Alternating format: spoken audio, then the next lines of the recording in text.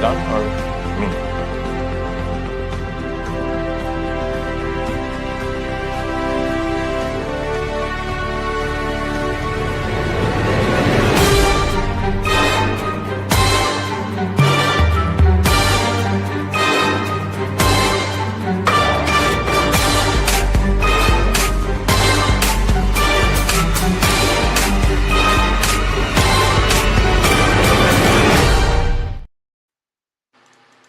What is going on, everybody? Good morning, good evening, good afternoon to everyone around the world. This is your boy, Christian Apologetics, and today I'm joined by Roy from Logos. eh, And it looks like we're having trouble with our Instagram live, so let me go fix that real quick. But how are you, man? yeah, I'm good. I think this debate was pretty funny. Yeah, for sure. Um, Professional dashboard.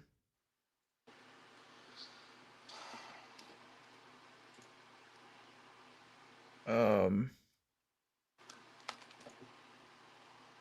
okay, it looks like I'm not gonna fix that anytime soon. It's alright. We can just go live on YouTube and Twitch. That's fine. But yeah, so for those of you guys who don't know, I did a recent debate against PhD Tony on modern day debate on whether Christianity or atheism is true. And yeah, so let's go ahead and introduce ourselves first. So I'll go first. I go by the pseudonym Apollos online. That's not my real name, but yeah, I focus mainly on Christian apologetics research pertaining to the New Testament and God's existence. I like to consider myself a synthesizer of all things pertaining to Christian apologetics. Um, like I don't like repeating things that have been said before. I always like adding new interpretations or novel ways of synthesizing research that better the Christian worldview. So yeah, that's my email over there for Apollos Christian Apologetics, and my current and future projects all center around like Second Temple Messianism in general. And yeah, like my approach is like novel or underrated Christian apologetics argumentations. And yeah, those are some of my focus areas when it comes to Christian apologetics. We got our first comment by the overreactor. Yo, Tony, it was like an unskippable cutscene. Yeah, Many so like, subjects. yeah, like I'll pass it on to Roy here real quick, but yeah, it was really interesting because like in the beginning of the debate, he was like, "Here, I don't want to be disrespectful. I hope we can like have a good faith dialogue." And it did get heated like in the moment. But like even like after the debate when it was winding down, I think it was a lot more charitable and yeah, he said I was a good faith interlocutor and we both apologized for getting heated respectively. So um, yeah. And yeah, we have today from Imago Logos Roy. So do you want to introduce yourself, Roy? Yeah, okay. So you can find us on the Amaga Logos YouTube channel. We have like 10 plus members. Today I'm the only one here. If you want to talk to us or like debate us, you're gonna have to go to our Discord probably. If you want to post the link to that in the chat, that might be good so that people can see it. For sure. And let me go ahead and get that Yeah. link for you real quick. Um, Here you go, guys. Post a comment. Yeah, and that's the link to Imago Logos. It's like Roy said, headed by several contributors to the channel. I think Sam does most of the voiceovers, or is that cryptic? I might Yeah, be. it's usually Cryptic that does the voiceovers. We got Muhammad saying Islam will take over your USA. Fat chance, man. Fat chance, especially with the current administration. Um, but yeah, like, is that all you wanted to say about your channel, Roy? Well, we do have some future projects which I'd like to talk about. So we've had that philosophical video on the incarnation. One thing that your viewers might find interesting though is that we have a video coming out giving an argument for Jesus's miracles in general, not like for the resurrection specifically, but just for the idea that he was a miracle worker in general. And I think that we can use both non-Christian and Christian sources to confirm that. So we're gonna have a video going over that soon enough. We also have an introduction to logic that's coming out soon. So if you're interested in that, you might want to do it. Yeah, I see you got that whole Rebecca wasn't three Yeah, video that's the popping most. off recently. So Mhm.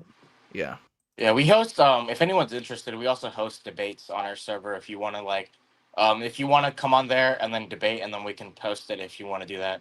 We actually have a opening. Let me see on the server for. We have an opening for a debate on the Filioque way, or if like an atheist wants to debate a Christian or a Muslim, or if a Christian or Muslim wants to debate each other, we are open to doing that right now. yeah, that's interesting. So I actually was reached out by Orthodox Muslim, you know, the dude with big lips, apparently as it goes online. Um, well, I wasn't reached out by him directly, but like one of like his, I guess you could say like his, not followers, but someone who knows him well, and like I offered to do something on modern day debate. He said he is not interested on modern day debate. But Really? rather, um, I'm free to call in during any of his shows, which obviously I That's don't like a trust. weird way to. Yeah, that's kind of a weird way to set up a debate. Yeah, for sure.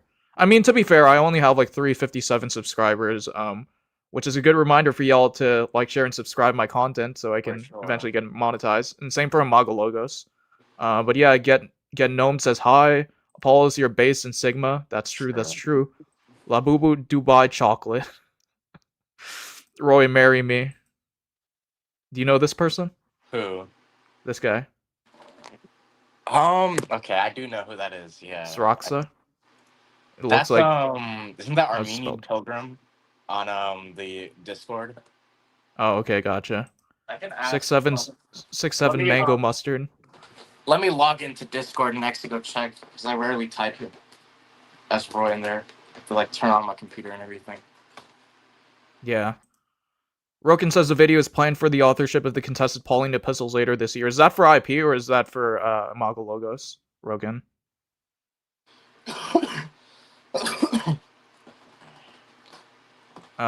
But yeah, feel free to mention that in the chat. Oh, also, Roken, if you're here, can you give either Apollos or Air Purifier Salesman the Friends of IP roles so we can post this in the IP server, like the link to the stream? Yeah, for sure, that would be appreciated. And he Yeah. says the Pauline epistles video will be on Imago Logos. Okay. Are Um, you and Sam working on that? 'Cause Pauline scholarship is more of Sam and Drew's thing, from what I've seen. Yeah. Get Gnome says Apollos clearly did better in the debate with Tony, to be honest. Yeah, it does seem that way with the reception of the comments overall. I do think like my performance was better in the beginning. But when he went ultra skeptic mode, I guess I could have handled that a little bit differently. And then towards the end, like my stamina was running out, so but Yeah, yeah, atheist. I think what I would say is that he often shifted the burden of proof, Mm, like really, really often, and Yeah, for sure. And that's one of the things we'll cover, like what it means to have burdens of proof. Because philosophically speaking, like most philosophers reject this philosophy called dialectical egalitarianism, which basically says that it's a common courtesy to say that whoever claims something first has the burden of proof. But in reality, if you're just looking for truth, epistemically speaking, the burden of proof is the one who lacks evidence, and hence the whole like modus tollens arguments that you can make from ad ignorantium and things like that. But I'd be happy to pull that up as soon as we start getting to the debate. So without further ado, yeah, let's go ahead and share that. I'll be starting from Tony's opening statement, since my opening statement is largely the same uh, from yeah. uh Do we want to just quickly review it using the slides oh that yeah, I yeah, have? yeah, that's a good point. Yeah. Um yeah, we introduced ourselves. Canon Chronicles, Young Yeah, Christian, they're and Marinite. Maronite Scholastic aren't here, but yeah, opening statements. Yeah. So to get started, I guess we should point out that we can give your argument in a syllogism. So you didn't do this, but this is roughly what your argument was. Now, what the syllogism I've given here is my own syllogism that I've made for a different project. but Apollos can agree roughly with the way that it's formalized. So the first premise is just going to be like affirming the authorship of the Gospels as like apostolic, right? Then we're going to set up like a dilemma. So the first premise obviously is going to be justified through the historical critical stuff that Apollos can go over, which he did in his opening. So I would just check that out. We also have a video on our channel going over it. Now the second premise is just going to be like true given the law of excluded middle. So it's just like true given the laws of logic. So there's not much to defend there. Now three is once again just something that's going to be true given the laws of logic, because it's either they knew or they didn't know, and if they're false, then you're in that dilemma. Now 4 and 5 is where the bulk of Apollo's statement is. So we're going to defend 4 and 5 on the next title, and if you want a full defense, obviously just go watch the debate. But four is just just the view that like the eyewitnesses believed what they were saying. So when Matthew said that like he touched or yeah, so when Matthew said that like he spoke with Jesus, he was able to touch Jesus and so forth, he actually like believed that. He wasn't just making it up, right?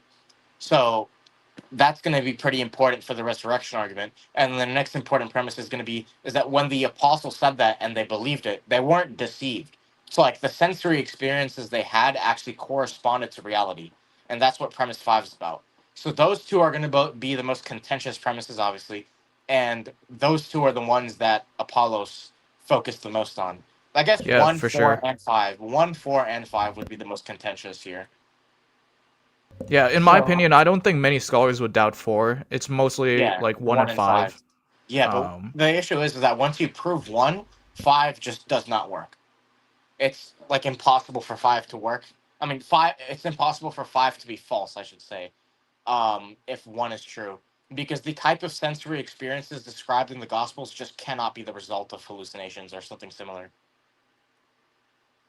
But after that, premise 6 is just like the conclusion, given the dilemma that I've started in premises 2 and 3, and the like negations of premises 4 and 5. So after that, premise 7, some people could contest that, but I just don't see it to be like a valid view, if you will. Like even for example, with atheists, they will usually say that if God like appeared to me and did some miracle, I would believe, and yet the events described in the gospels is basically that but like repeatedly. So I think that if the events of the gospels actually happened, then that would be sufficient proof to prove Christianity is true. So since this argument has already established that in conclusion 6, then 8 follows from both 6 and 7. So we have the hey, I conclusion just that wanted to say, Christianity is true. Soroxa, I just meant to time you out, because you were just posting a bunch of stuff, slightly unrelated to the debate review. But like I was trying to press the button timeout, and it looks like it banned you. Oh. Um, yeah, rip. But hopefully, if you have like a secondary account, you can ask your question in like good faith dialogue. But yeah. Uh, Get Gnome says like Apollo's cooked by bringing up T.C. Schmidt, and yeah, that was like actually like really recent scholarship pertaining to the Testimonium Flavianum. And it was interesting to see how Tony was calling it special pleading, because the fact of the matter is that it's really blowing up right now in biblical studies. Like Bart Ehrman in his like new insights to the New Testament conference is actually hosting him as one of the guest speakers. So like it isn't a French theory at all to say that the Testimonium Flavianum, uh, at least nowadays, is mostly or wholly authentic. But yeah, go ahead, Roy. Well, that's kind of the argument finished. So if you want to go to the next slide, obviously this is very very short and it's just a summary, but for 4, the reason why we would accept premise 4 is basically onomastic congruence, geographical accuracy, archaeological confirmation, and martyrdom. I would also say that onomastic congruence, geographical accuracy, and archaeological confirmation also work for premise 1 and supporting that as well, because those show that that the testimony originates from eyewitnesses. With 5, the most obvious one is polymodal experiences, but I think that for both 4 and 5, you can add what's it called, the claim that like non-Christian sources attest to Jesus' miracles. That's gonna be a big issue for anyone who rejects either 4 or 5, because it shows they weren't lying. Because if they were lying, then why do you see these non-Christians attesting to Jesus' miracles? it shows they weren't mistaken because once again, you have a completely different group of people attesting to the same thing they were. It's one Yeah, thing to say that the apostles were mistaken. It's another to say that their detractors also hallucinated Jesus doing miracles. or So were mistaken in some other fashion. And yeah, yeah, hopefully that answers your question, the overreactor, as far as like what onomastic congruence shows. we go into onomastic congruence a little later, but to explain it now, basically the study that's mentioned actually looks at like sources that researched Judea in the first century to try and achieve onomastic congruence. So, like, they were specifically looking at sources that try to explicitly reach onomastic congruence. Hmm. Like, well, they didn't use the term onomastic congruence, but they were definitely trying to achieve it. So that's important because even when like modern day works try to achieve onomastic congruence by looking at like ancient literature and ancient naming practices, they can't. Similarly, forgeries cannot do that from the ancient world. So can and Gnostic gospels can't either. The only way to achieve onomastic congruence, it seems, is for it to happen naturally when you're recording what the eyewitnesses says or like what actually happened. Yeah, for sure. And for those of you who are wondering, the study on onomastic congruence, Luke Vandewey and his partners have been publishing a lot on the He subject actually released matter. a recent paper in Yeah, yeah, it's for just sure. And 2025. and I think he's actually working on a new response with Than Christopoulos, if I'm not mistaken. I think Um, so. yeah, like in response to Gregory and Blair, they've been going at it for a while. Um, but yeah, Houston Euler says that I think atheists would say aliens if God appeared in front of them. Yeah, It that's depends really on the interesting. one. It depends on the one. Some of them would, some of them wouldn't. Yeah, for sure. But as far as like the logic behind why we know it was God instead of aliens, like I'd suggest my video on the logical entailment of resurrection, which basically argues that recursive perspective social inferences are a really important concept over here, and basically state that because Jesus is prophesying the existence of a God, because Jesus is claiming that a God exists instead of like some extraterrestrial like technology that like comes from another planet, uh that we should favor the god hypothesis over the alien hypothesis, um because of that. And there's more on that on my video, but yeah, let me go ahead and link that um video real quick on the logical entailment of a resurrection. For sure. But yeah, like, do you have anything to say about this particular chat, Roy? No, I don't think aliens is a good hypothesis. We actually go into this, but we can actually prove God from reason. So, like, just automatically, God is at a better like standing point as an explanation. Yeah, for sure. And the alien hypothesis, like, if you actually look at like Keen's theoretical virtues, it fails to account for things like counterfactuals and like, why it was this resurrection instead of why this person was resurrected instead of like a whole bunch of people not resurrected. And we For also have sure. no evidence for advanced technological extraterrestrial life. So, um, but yeah, with that being said, do you have anything to say on my opening statement? Um, no, I think you did get a bit too technical at times, although Yeah, for that's sure. kind of expected, I guess. Yeah, I mean, like in the beginning, like not in the beginning, but prior to this debate, my coach Tim Howard was saying that getting into the weeds is going to be at my disadvantage, which I ended up doing anyway. I guess part of it too is like my channel is designed to be a For sure. technical resource, but at the end of the day, like apologetics is a conversation, so like lacking charisma will definitely be to the detriment of getting this information out there. Um, so yeah, there's that.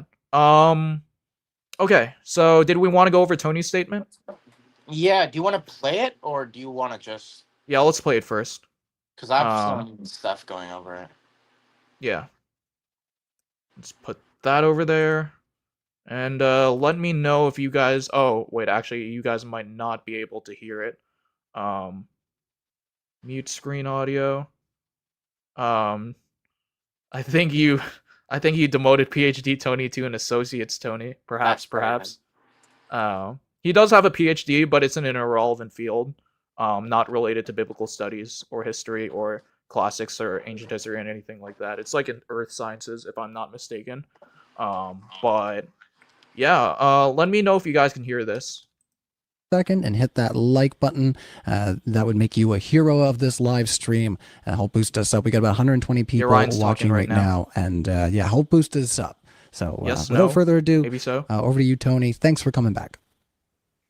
Oh, thank you for All right, having sweet. me. So Yeah, I checked. They can hear it. They can just hear to it. clarify, I'm not going to try and argue that You should Christianity is play false. Yeah, That's yeah, not my 2 times premise speed. here. Yeah. The debate topic is Christianity true or is atheism true? We need to define some terms. What does it mean for something to be true? A proposition is true if it is in accord with fact or reality, supported by and entirely consistent with empirical evidence. A statement that is unsupported by or is inconsistent with empirical evidence should not be accepted as true.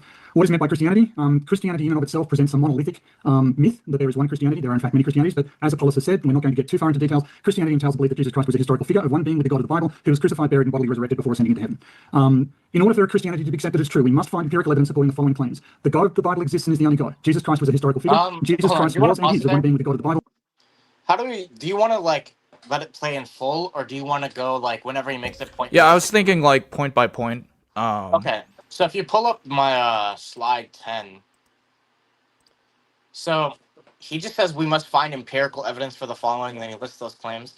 Why do we need empirical evidence? He never justifies this. He needs to justify why empiricism is a good methodology here. Yeah, he also has to like give a definition of empirical evidence because, like, strictly speaking, like hard empiricism denies object permanence, low key.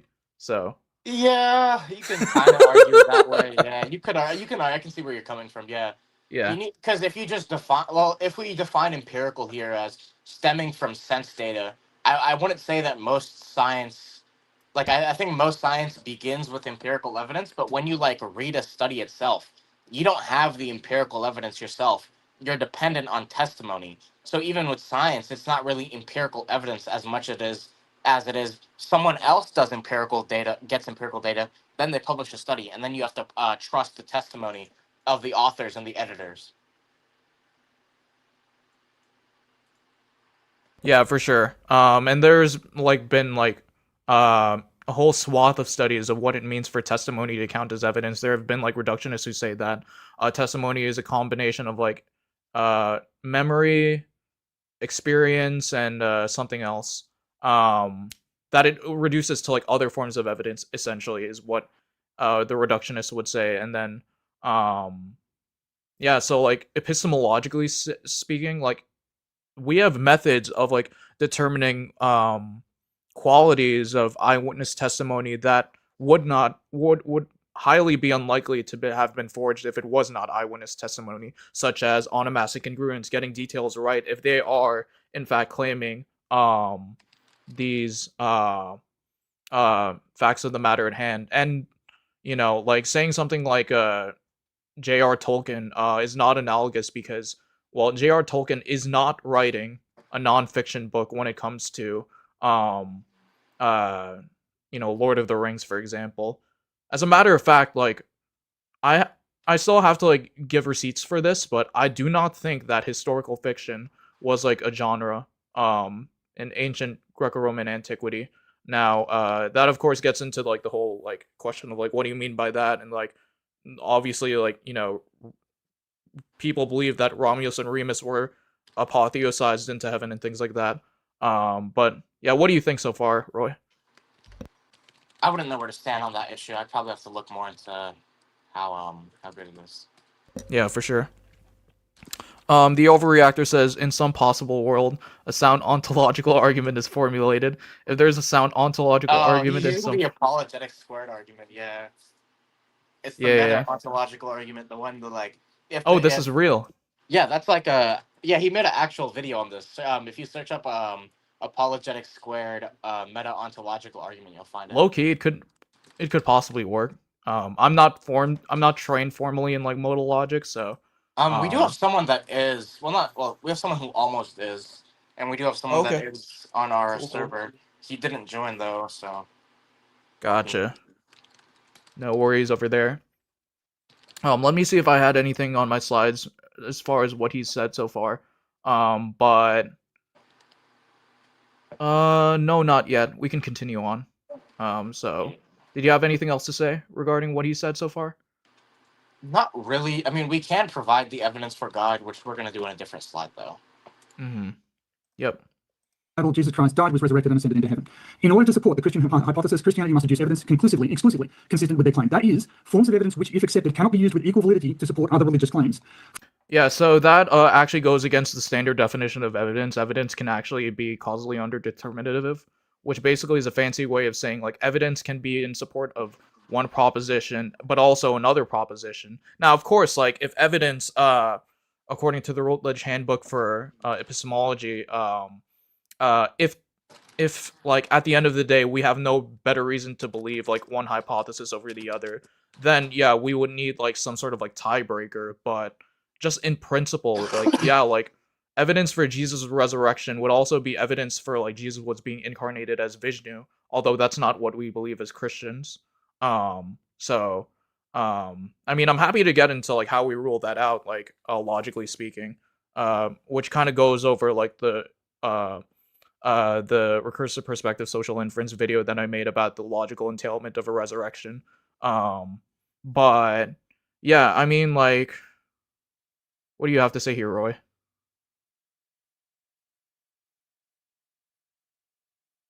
Roy, you still there? All right, continue playing the thing, I guess. Okay, gotcha. Yeah.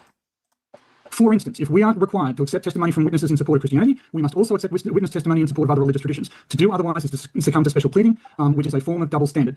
You cannot say that this evidence is good when it applies to my argument, but it's bad when it applies to other people's argument. Definition. Yeah, do you want to? Yeah. I think that I think I do mention this. Do I? Huh. Let's see. Oh well. I mean, we might as well go over my slides now. So Yeah. to call back a bit, like he talked about, we need empirical evidence. Well, we can confirm the God of the Bible is real through natural theologies. Like we can look at Thomas Aquinas' argument from motion, or as I like to call it, the argument from act and potency. B can be proved, so like that Jesus was a historical figure. That's just obvious from all of our sources that we have. The fact that Jesus is the same being of God is basically confirmed by your opening statement. Similarly with D. If you want like some good stuff on natural theology, you can join the Discord server, and we have a section there on what's it called, natural theology. Or you could go to Matoma's playlist, Christian Wagner's video on the existence of God, or Sanctus, although I misspelled that there, I think. Yeah, for sure.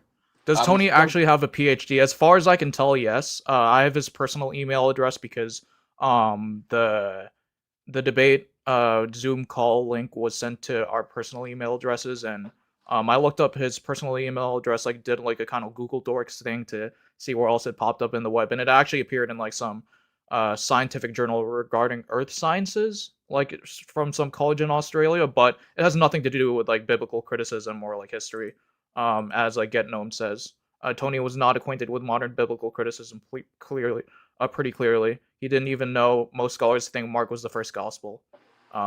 Yeah, and I think that was fairly evident towards the beginning, and then he started relying on like AI summaries, which is really interesting because like here he is like saying you're making claims to authority, but he literally like makes a claim to authority by like saying what is a scholarly consensus. And I always find that question very disingenuous because like not disingenuous, but like kind of ignorant of like how the consensus works, because the fact of the matter is like I could use the same argument by saying like most biblical critics are Christians, like most biblical studies majors are Christians. Yeah, you can also just point out that most critical, like, well, I don't know about critical, but just most scholars in general would grant that Jesus did miracles as something that can be known through history. Lacona talks about this. Keener talks about this especially. Yeah, for sure. Yeah. And like, you know, like whenever people like appeal to the consensus, like except for like that one poll by like the British New Testament Society polling like Paul's letters, like it always strikes me as just like appealing to like general I guess you could say like impressions of the field as opposed to like actual hand straw polls by the scholars. So and there's also like, you know, some definitional like sort of like sleight of hand that's going on over here. Like people will say, oh, only the critical scholars are the ones that we count. So only the ones that go to like secular universities, but they don't count like the Christian schools. Which you have a video on the bias in like modern day scholarship. Oh yeah, for sure. I did a video on that. On like modern day, on like a uh secular scholarship being like historically biased. I'll drop a link on that in the Yeah, and there's chat also here the real fact that quick. like most scholars don't even hold to like I guess you could say anonymous authorship like Simplicator.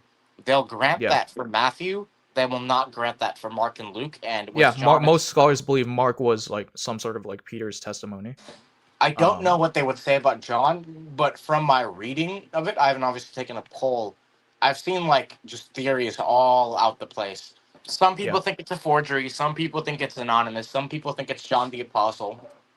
Some people think it's not John the Apostle, but a different John. Some people think it's Lazarus as the source. Some people think it's John Mark, if I remember correctly. So you can just have any amount of theories on that. Some people think it's Thomas. So there doesn't seem to be any consensus there. Yeah, for sure. And as far as like Tony makes this certain claim regarding like special pleading. I think it will be useful for me to bring up Yeah, uh he assumes it's special pleading. not It's just special sorry, I mean like cherry picking. okay, but he Um assumes it's special pleading when we but argue yeah. that the biblical texts are correct. It's just that we have actual evidence and data for that, whereas there's no evidence and data for like let's say the I don't know other religious texts that he can bring up, right? Yeah, for sure. Why isn't it showing? Give me a second. I'm trying to share my PowerPoint. Share Yeah, screen. I do actually have an argument for God on this slide if you want to pull it up real quick because he did Okay, bring yeah, no up worries. yeah. Um, give me a second. Pull that up. Slide 11 or something. Yeah, right here, right here. All right. So this is going to be Thomas Aquinas's argument for from act and potency. So to begin with, act and potency is just like terms that Aristotle uses to account for change. So to give you an example, right, a coffee cup is actually hot, but it's potentially cold. And when it changes, you have an actualization of that potential in the cup, right? So that's kind of where the idea of act and potency is coming from. It has to do with change. And the reason why Aristotle formulates this account of change kind of has to do with like the paradoxes people were using to show that like change and motion weren't impossible. And so there was a need to come up with an account of change that could reconcile with those paradoxes. And Aristotle's account of act and potency does that. To give you some examples, there were like some paradoxes about like how all motion is impossible because all motion requires an infinite distance being traversed. And I don't have the time to get into that now, but the current like solution is basically that it's potentially infinite, not actually infinite. So that's how you can solve those paradoxes of the act and potency, and that's why we have good reason to have this like metaphysics involving act and potency. But that's not really for this video as well, so I can't go too much in depth into it. I would recommend reading Thomas on this issue. So if you just like find a scholastic manual, Dr. Bustdown is in the chat, so if you just ask him, he can probably get it. Or you can come to the Discord, and he can just send you a scholastic manual on this explaining it all. Yeah, for sure. And Yeah. also, So you are a base skibbity sigma 41 did unk snap. So true, there's that too. true. So to get on with the argument, we first say that change is a real feature of the world. Okay, change is an actualization of potential, as I just explained. So actualization of potential is a real feature of the world. However, no. Uh-oh, I think we lost you, Roy. Let me see if I'm the one without internet. No, I still have internet. Rip.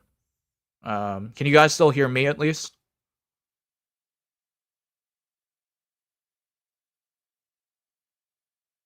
Testing, testing.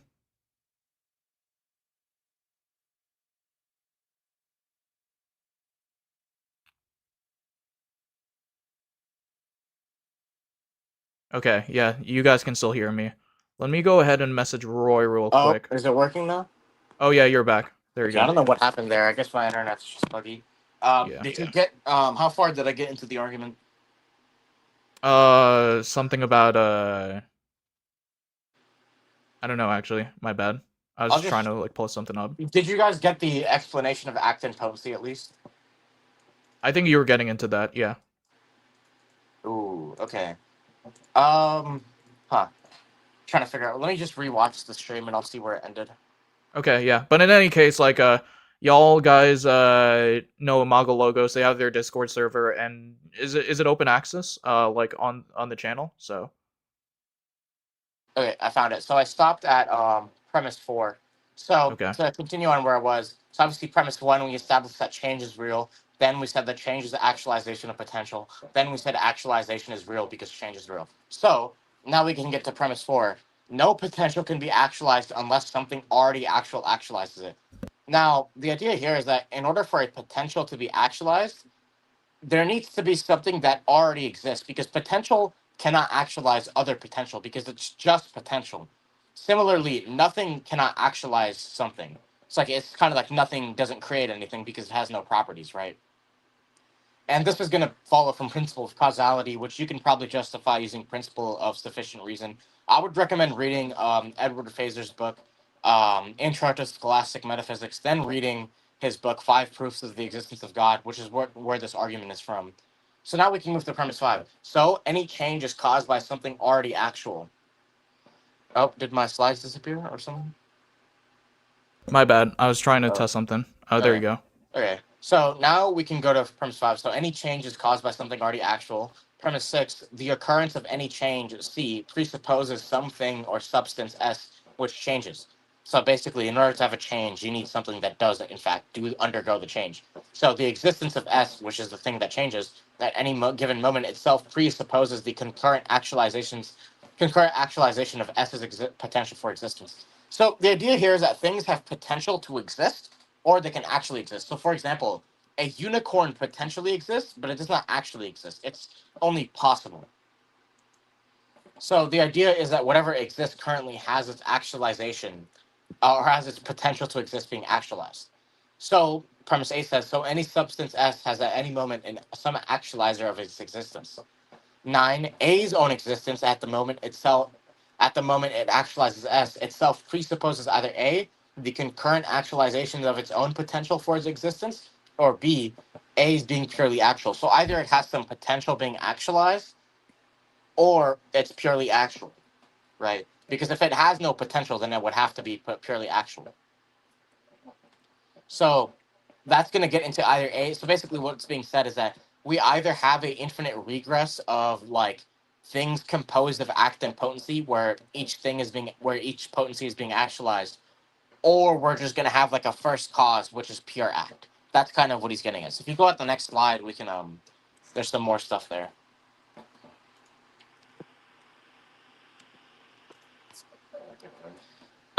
If I'm on A, slide so 12. yeah, so if A's existence at the moment it actualizes S presupposes the concurrent actualization of its own potential for existence, then there exists a regress of concurrent actualizers that is either infinite or terminates in purely actual actualizers. So once again, infinite regress or first cause. But such a regress of concurrent actualizers would constitute a hierarchical causal series, and the series cannot regress infinitely. Now, I would have to recommend you read Fazer's book on this. I can't go too much into this right now, just for time reasons. Now, premise 12 is so either A itself is purely actual, or there's a purely actual actualizer which terminates the regress. So basically, the thing that changes other things is either going to be purely actual, or it's eventually going to be actualized by the purely actual actualizer. So the occurrence of C, and thus the existence of S at any moment, presupposes the existence of pure act. So the idea is that there's a purely actual actualizer. The idea is that there's something that exists that causes other things to change, which itself is not changeable because it has no potency. I don't think the argument was fully transported over into the slides, but I can Oh, pull okay, it my up. bad. That might have been my bad. It's fine though. I can just read out the rest of the argument. Hold on. So at premise 15, right, now that we've established something that is pure act or actus purus, we can say in order for there to be more than one purely actual actualizer, there would have to be some differentiating feature that one such actualizer has that the other lacks. Like if you have two actualizers, one of them has to have the potential to have something that the other doesn't, right? Because there's differentiating features. But that would mean that there's potency in one of them, which means that it can't be purely actual. So it's basically a contradiction to suggest that there are two purely actual actualizers. So it seems that on that slide it didn't copy over. But after that, you have premise 17. So there can be no such differentiating feature, and thus no way for there to be more than one purely actual actualizer. Premise 18 states, so there's only one purely actual actualizer, which once again gets back to my point. In order for this purely actual actualizer to be capable of change, it would have to have potential. But obviously, as said before, being purely actual, it lacks any such potential. So it is immutable or incapable of change. So once again, we have the cause of change, and this is the only cause of change as established above, and it's immutable. So we're already getting the divine qualities here, or divine attributes here. Now, premise 22 states, if this purely actual actualizer existed in time, then it would be capable of change, which it is not. So this purely actual actualizer is eternal, existing outside of time. So we have eternal, immutable, and the cause of change already. Premise 24 states, if the purely actual actualizer was material, then it would be capable of undergoing change and would exist in time, which it does not. So the purely actual actualizer is immaterial. Furthermore, if it just exists out of time and space are like linked together, as we know in modern day physics, then it can't exist in space if it's outside of time. Although Phaser doesn't bring that up, that would be my own contribution, if you will. So conclusion 25 would be, so the purely actual actualizer is immaterial. Then premise 26 would say, if the purely actual actualizer were corporeal, then it would be material, which it is not, so it's incorporeal. Then premise 28 states that if the purely actual actualizer were imperfect in any way, then it would have some unactualized potential. Now, this gets into like the metaphysics of St. Thomas Aquinas, which is that some amount of like imperfection is a lack of being. So having imperfection means that you have some potency. So since this thing has no potency, it is perfect. So here we have the immaterial, eternal, spaceless, timeless, perfect being that is the cause of all change, that itself does not undergo change. So the conclusion from that is that the purely actual actualizer is perfect. So premise 30 states, for something to be less than fully good, it is to have a privation. That is to fail to have some feature proper to it. But a purely actual actualizer being actual cannot have such privation. So this goes back into what I said about how the perfect being cannot have no privation and how privation implies a lack of being. So the purely actual actualizer is fully good. To have power entails being able to actualize potential. Any potential that is actualized is either actualized the purely actual actualizer or by a series of actualizers which terminates in the purely actual actualizer. So all power derives from the purely actual actualizer. But to be that from which all power derives from is to be omnipotent. So the purely actual actualizer is omnipotent. Whatever is in effect is in its cause in some way, whether formally, virtually, or eminently. Premise 30. No. Oh man. Let me message O'Roy that he dropped off.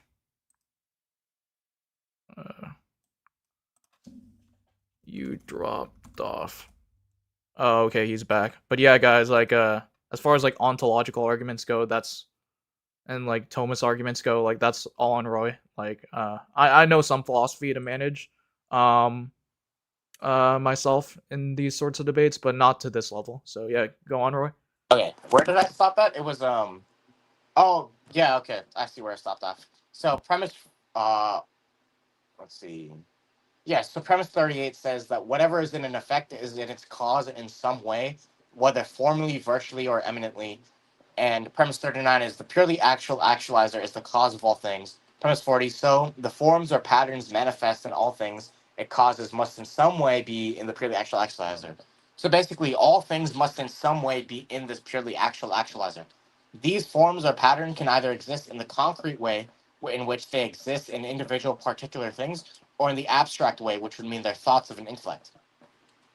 They cannot exist in the purely actual actualizer as the way that concrete things exist in particular things.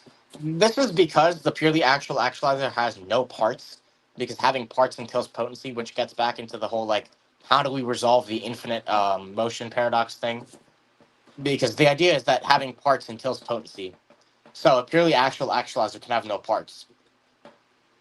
So they cannot exist as parts in the purely actual actualizer.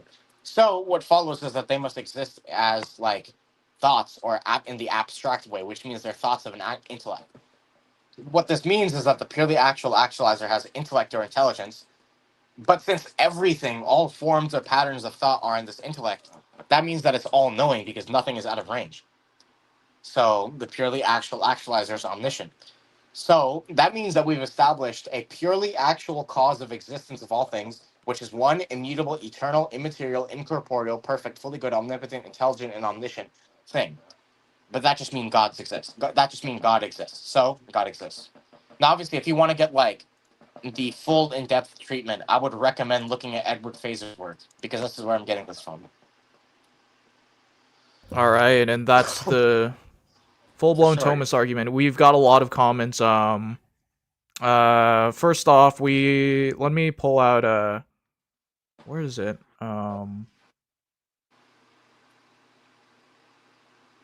Here. Only true ideas exist. Everything else are scrambled forms, not outside creation. The Imago Dei exists, therefore God is real.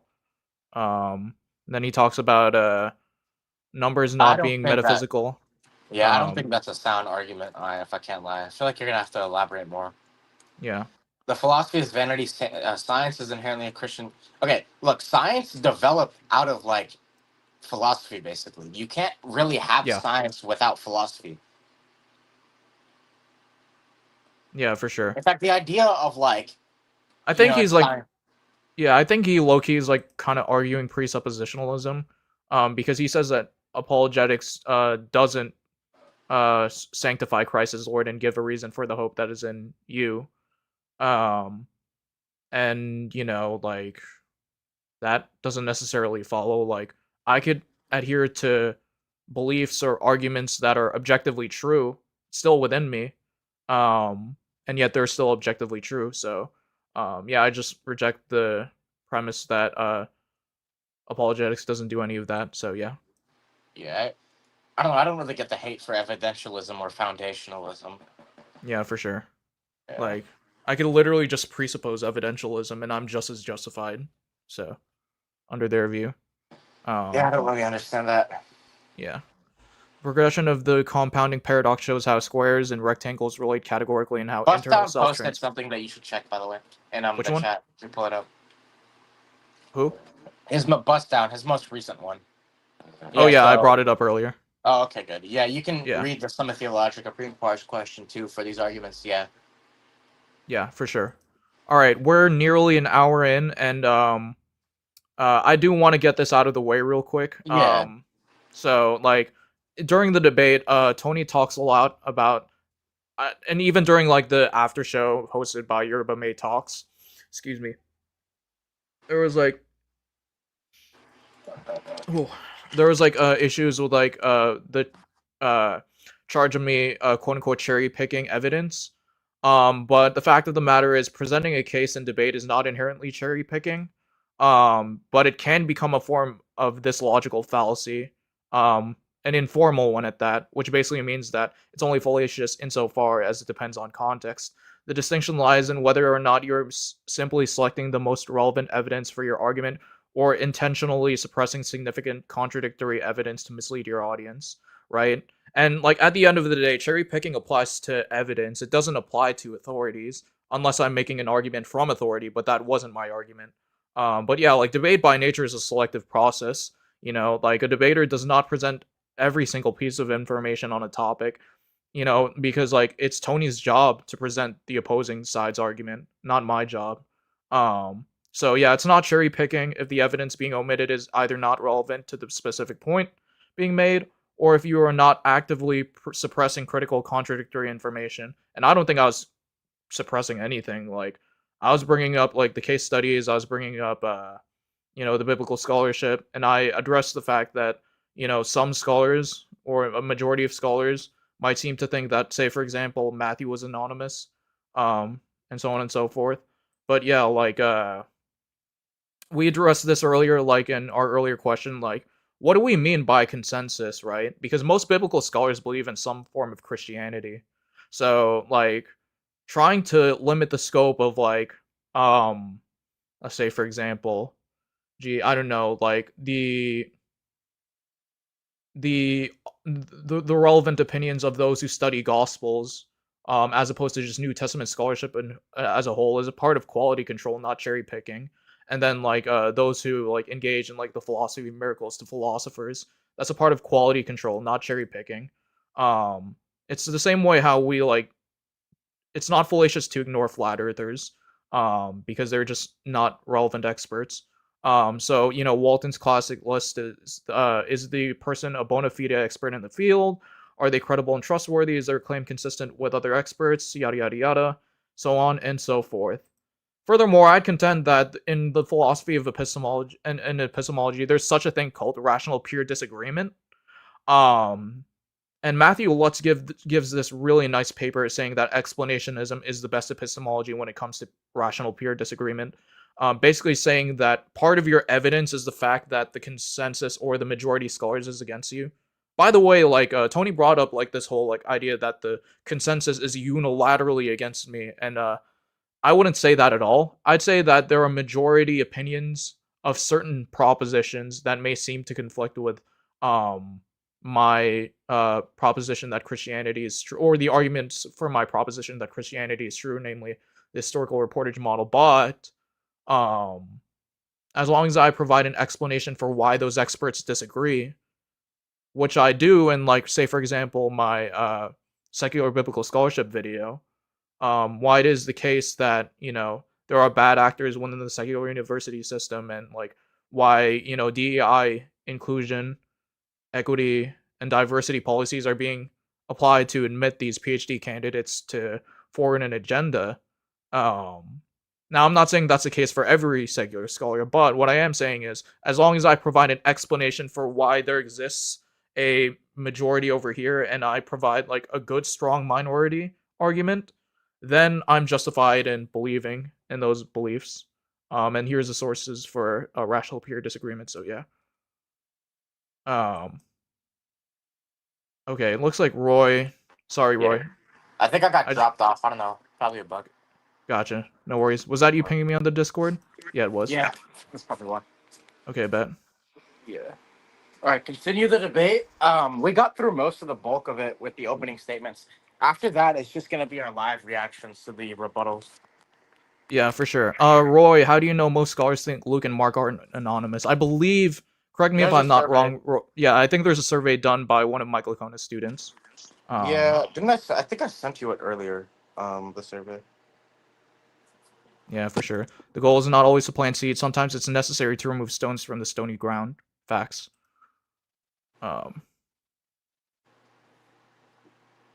Did you bring up the bibliographical test compared to other ancient sources in the debate, since Tony is known for special pleading when it comes to reliability of the New Testament? Yeah, Yeah. I think so. If you look at the sources we have for like Jesus versus other miracle workers, yeah, it's not really contestable, even with historical figures, right? So I think I counted like 5 to 10 different sources for Jesus being a miracle worker. Mhm. Basically, all of them were within a century of his death. We barely have that type of testimony for like just the existence of other figures, let alone for them being Yeah. like a miracle worker or even like Most scholars don't think that Romulus and Remus even existed or walked the planet. Same thing for Zoroaster or Buddha. So yeah, I can like I have a list saved of like the amount of sources we have just for Jesus's miracles. That's actually gonna get covered in that upcoming video. I can find it real quick. Hold on. yeah, But for sure. just if I go off the top of my head, we would have the Talmud, we would have dialogue with Trypho, Quadratus, Matthew, Mark, Luke, John. Who else can we get? We can get Paul as well. Arguably Josephus, since the new T.C. Schmid book came out and argued that that's authentic. Doesn't he say that like paradoxa refers to miracles or like to like pagan? Yeah, so methods? his argument is that paradoxa is just another word for uh like grand deeds. It doesn't really like imply that it came from the highest god, but rather that uh like magic is a good way to like translate it into English. Yeah, So so yeah. this actually gets into an early Jewish polemic, which I guess Josephus would now provide more evidence for. The idea is that the early Jews really just accused Jesus of being a magician, not necessarily of being like a what's it called? Like they didn't accuse the Christians of making up that Jesus did miracles. They just said, yeah, he did supernatural things. It was just magic. That's how they explain it. Hmm. Yeah, for sure. Um, yeah, like you see that early Jewish polemic, say for example in Matthew's Gospel, when it came to like their Yeah. explanation of the empty tomb. All right, Um, I found the official list. So depending on how you view it, you can say Mark, Q source, independent Matthean material, independent Lucan material, John, Paul, the Talmud, Trifo, Celsus, Quadratus. We can add other patristics such as Ignatius and Polycarp and Papias, but I think those would be the main ones. We can now add Josephus as well.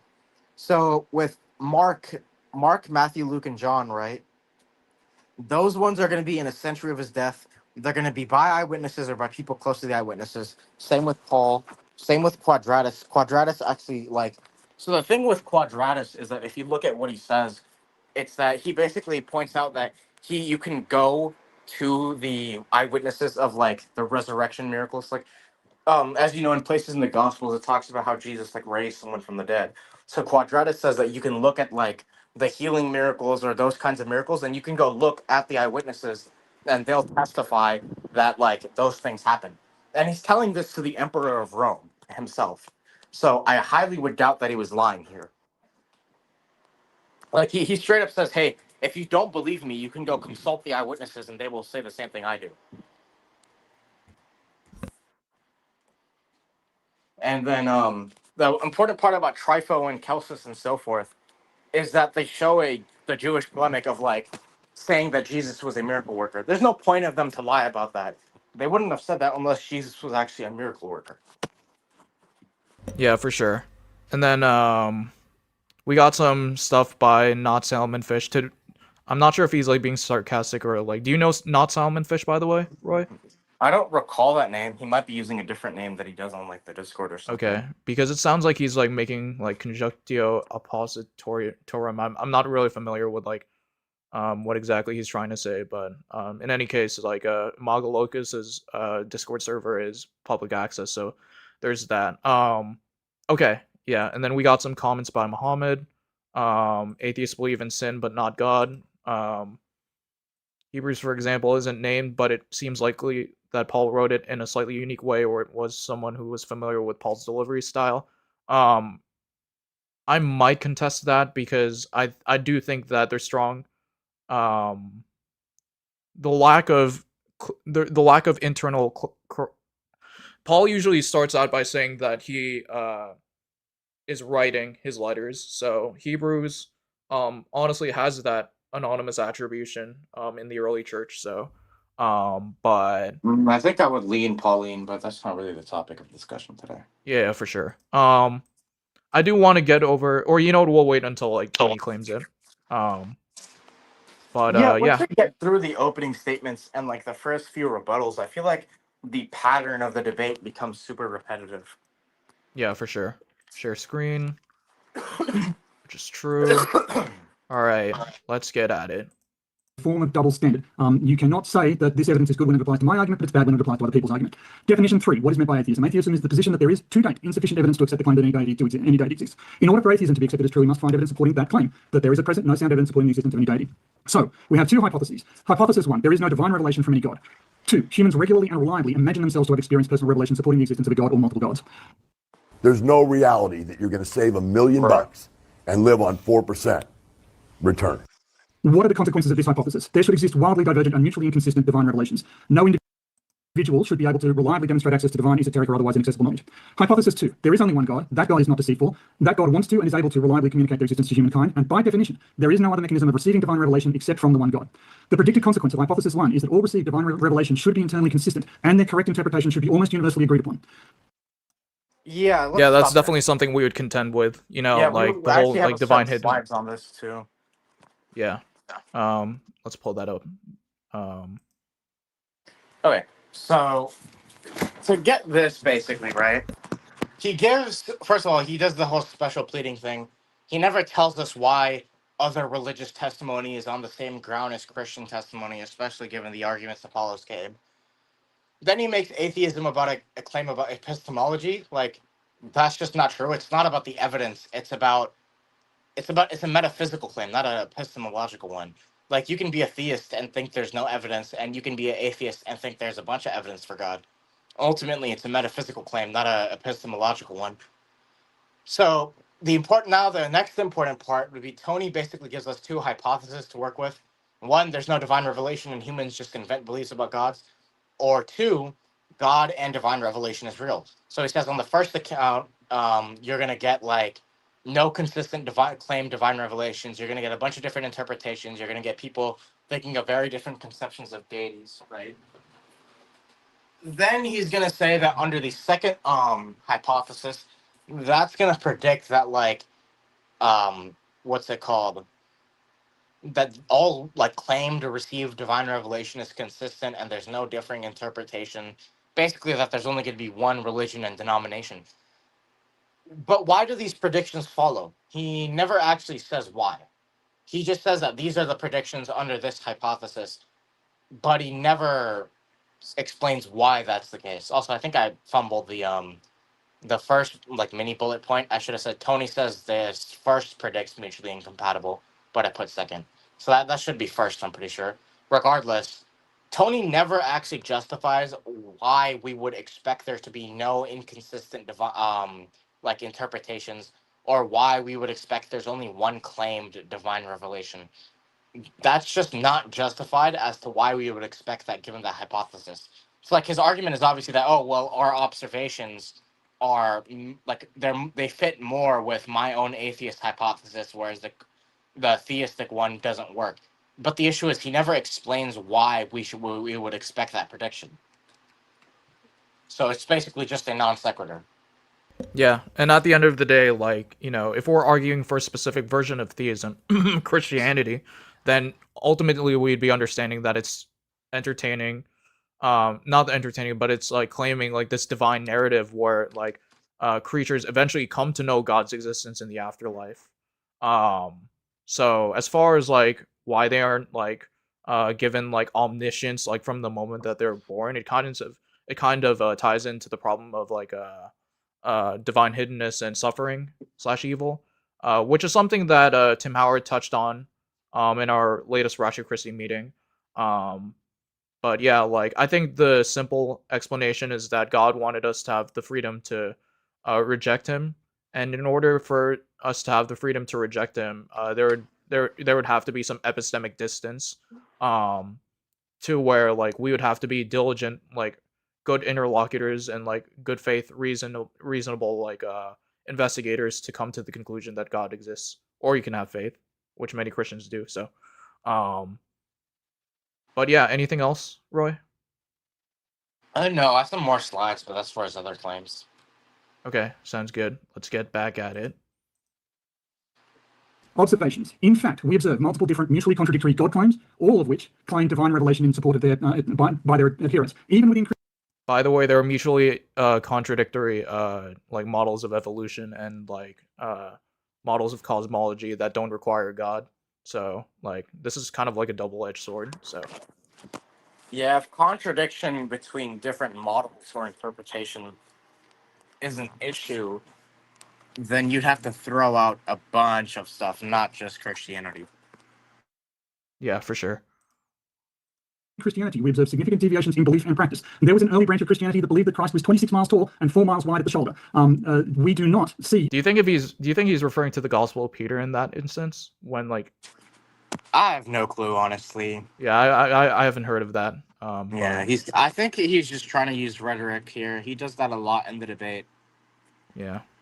There is no universally accepted table of contents for the Bible. There is no universally accepted translation of the Bible, nor is there a broadly accepted interpretation of the contents of the Bible. By reductio absurdum, hypothesis 2 is false. As yet, hypothesis 1 has not been falsified. Either there is one God, but they do not wish to unambiguously communicate their existence to humans, or are not able to do so. There are other deceitful supernatural entities that communicate with humans via personal revelation, or humans are capable of convincing themselves of the reality of divine revelation where no such revelation has occurred. Yeah, so in this instance, I believe that the right Christian interpretation would be Two, the first, yeah. like a mixture of like 2 and like the first part Three. of 1. Well, but they're not. Well, I mean, I like would say 3 2 for like and the 3. false religions, but with respect to like Christianity. Okay. Yeah, for sure. I don't think these are necessarily mutually exclusive. Either way, I don't see why. Like, I just don't get why there being religious differences entails Christianity is false. It's kind of a dumb objection, I can't lie. Yeah, for sure. Especially when you consider that, like, well, to be fair, he doesn't know whether or not I'm doing the same opening statement again. But I have like done this debate several times in the past, so yeah. Tony's bad faith. It's that simple. Why anyone accepts his framing is completely insane. Okay. I don't think he's bad faith. I just think he's number one. He admits. So I'm taking his words, like what he says himself, like how he describes himself in the comments. But he says that he's old and cranky and I don't. uh, I don't know if like you can just call him bad disgruntled when it faith. comes to like Alright. these conversations.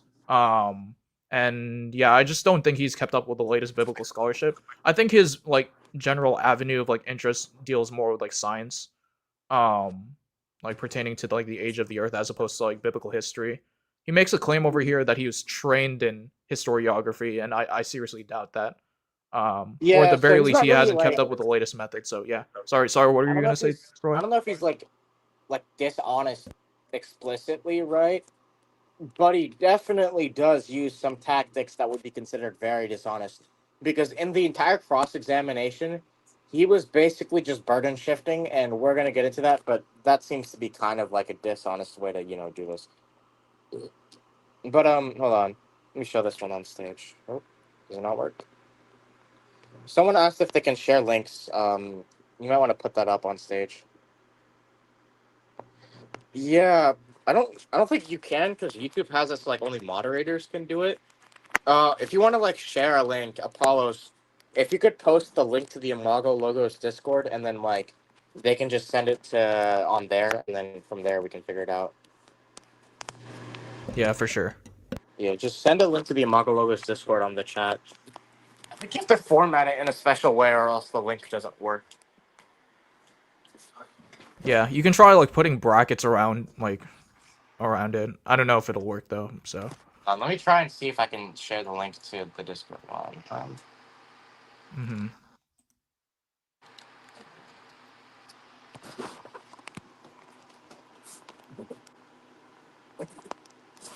No, I don't think I can share links. Huh? That's tough.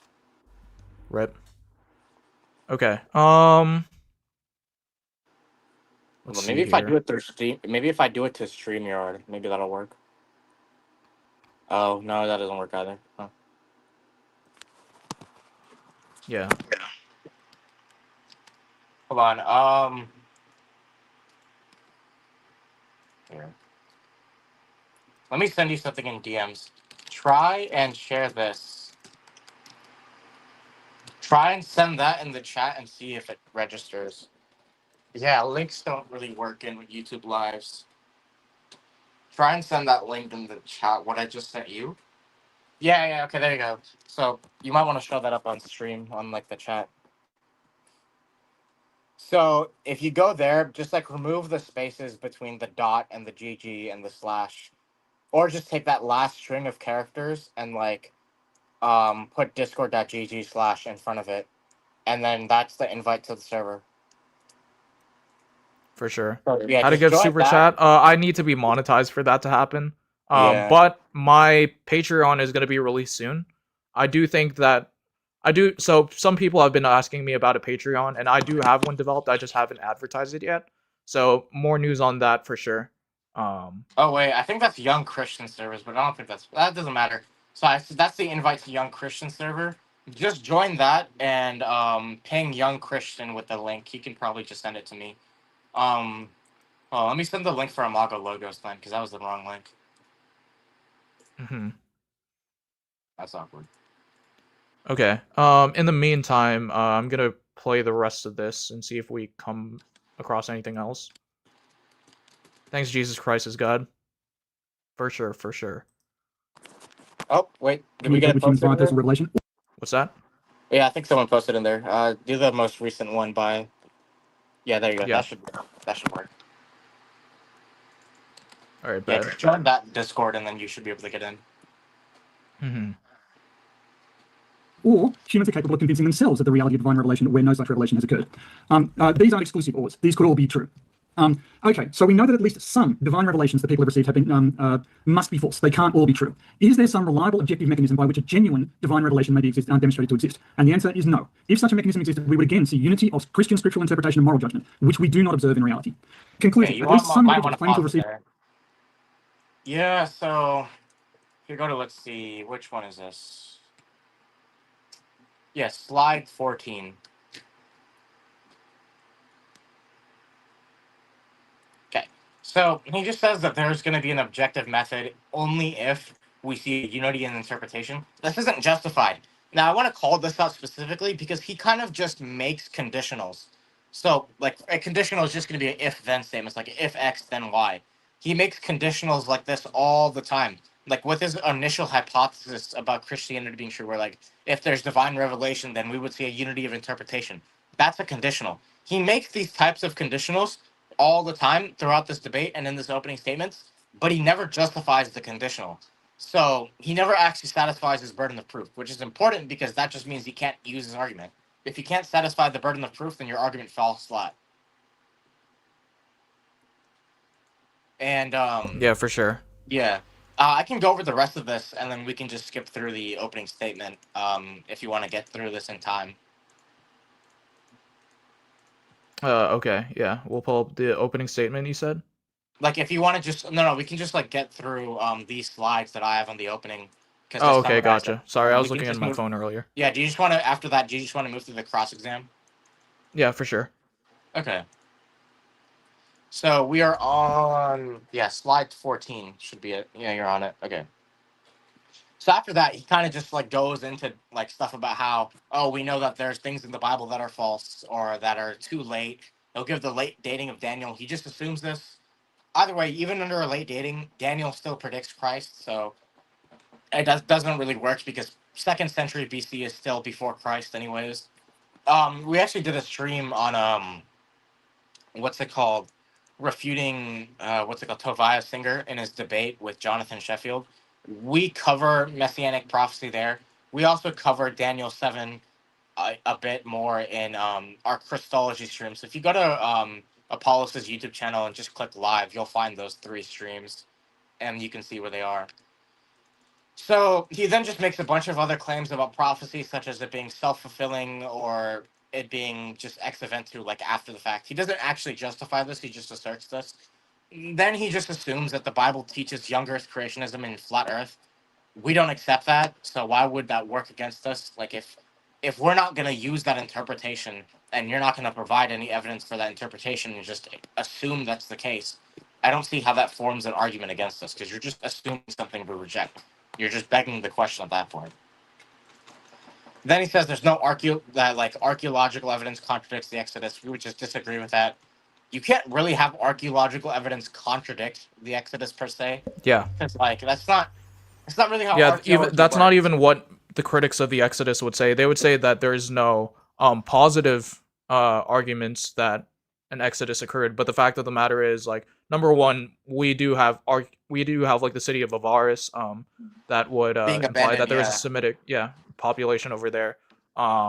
There might not have been like a straight written record of like the whole like Exodus taking place by like the Egyptians, but part of the reason too is that, like, you know, a lot of these areas are like Muslim controlled, like territorially speaking, and so like there's also the issue of like, where do we dig up for the Exodus in like this whole like desert?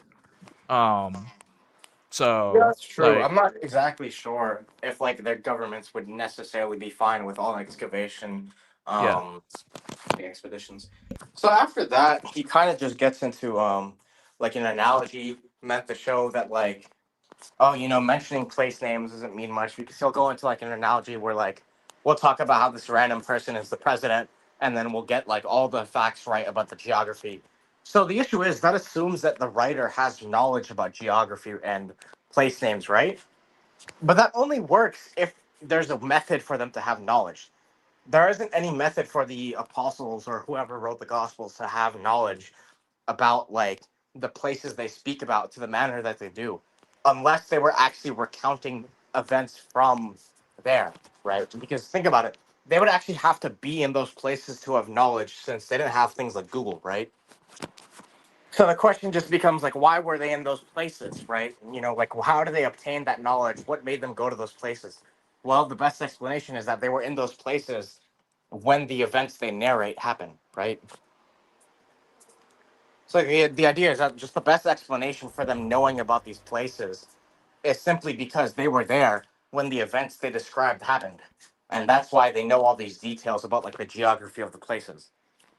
Yep. And Tony just doesn't seem to get that. Same with onomastic congruence. He just doesn't seem to understand. Mm-hmm. What's here on this next slide? Still Tony's opening. Yeah. Mm-hmm. Yeah. Oh, right. He mentions the whole Spider-Man thing, but like Spider-Man, that's a whole genre difference. Yeah. Spider-Man isn't meant to be historical. Okay. So Tony responds to the argument that the messages of the biblical text is too good to not be inspired by pointing out that other holy texts make that claim. The issue is that we have no reason to trust such claims. Like, I don't know, let's just take the Quran, right? Tony doesn't provide an argument as to why you would say that the Quran and the Bible have the same message or like of the same quality, right?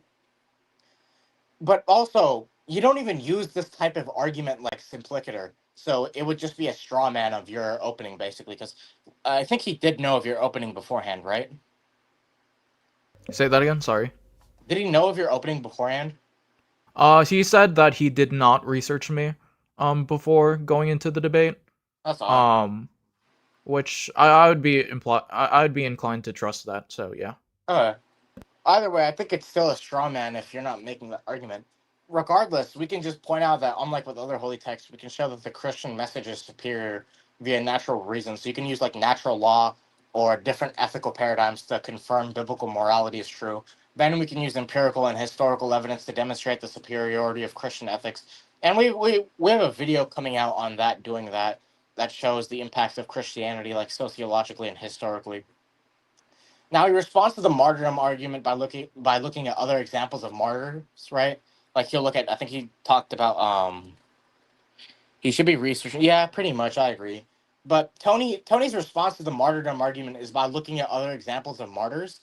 The issue is that in those examples, it shows that those people sincerely believe what they said, right? That's all the martyrdom argument is for, right? It's not for anything else, until we add that the people being martyred would have been in a position to know whether or not what they said was false, right? Because the argument is that the apostles would have been in a position to know whether Jesus was raised or not, right?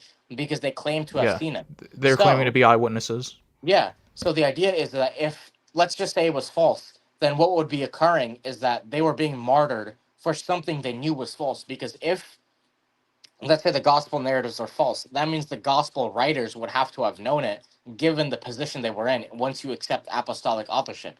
So once we show that they were martyred, that would mean that you would have to come to the conclusion that the apostles lied and died for something that they knew was a lie. Now that's an absurd Or claim, that and that's why the martyrdom argument works. yeah, Whereas or Tony that just doesn't understand that. yeah, or that like I think he was more leaning towards like the honestly mistaken route where he's like saying, "Hey, look at all of these people who are Well, being then martyred for their faith." the But issue of is course, like the that the key difference is still like whether or not they're claiming to have actually seen those um miracles at hand. Um yeah, the issue then is that he needs to make that clear which route he's going. yeah, for sure. Also, And he I just asked says him that to the like steel martyrdom man accounts like are later, um, yeah, which he needs to prove they're a later development, right? Because he just kind of conjectures that, and then he never proves it. That's up to him to prove it, man. yeah, for sure. I'd like to go over just some like case examples because he Yeah, brings up like Clement. Apollonius of Tyana, he brings up Yeah, uh Craig Keener goes over those, and none of the sources about them are contemporary or yeah, are as close. yeah, Like take they're like hundreds geographical. of years later. Yeah, exactly. So Apollonius of Tyana is like first century. So it's like we're talking about one witness to his it's not even a resurrection, it's like a healing miracles, an right? ascension pretty much. Yeah, Um so the issue is that an all the sources for apotheosis. him are like centuries or like a century later.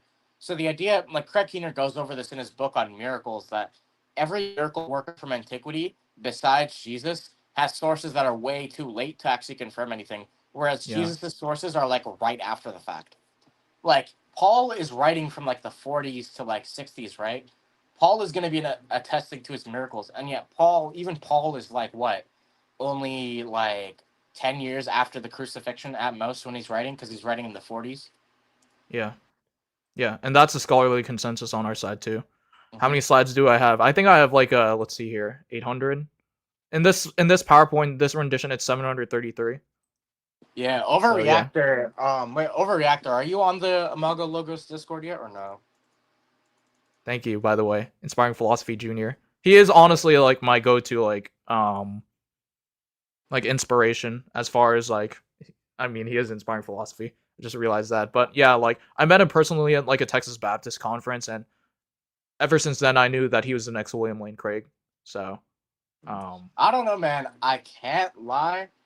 I don't really like the way that William Lane Craig does apologetics, and I don't really like his theology. I would not want to be called yeah. the next William Lane Craig.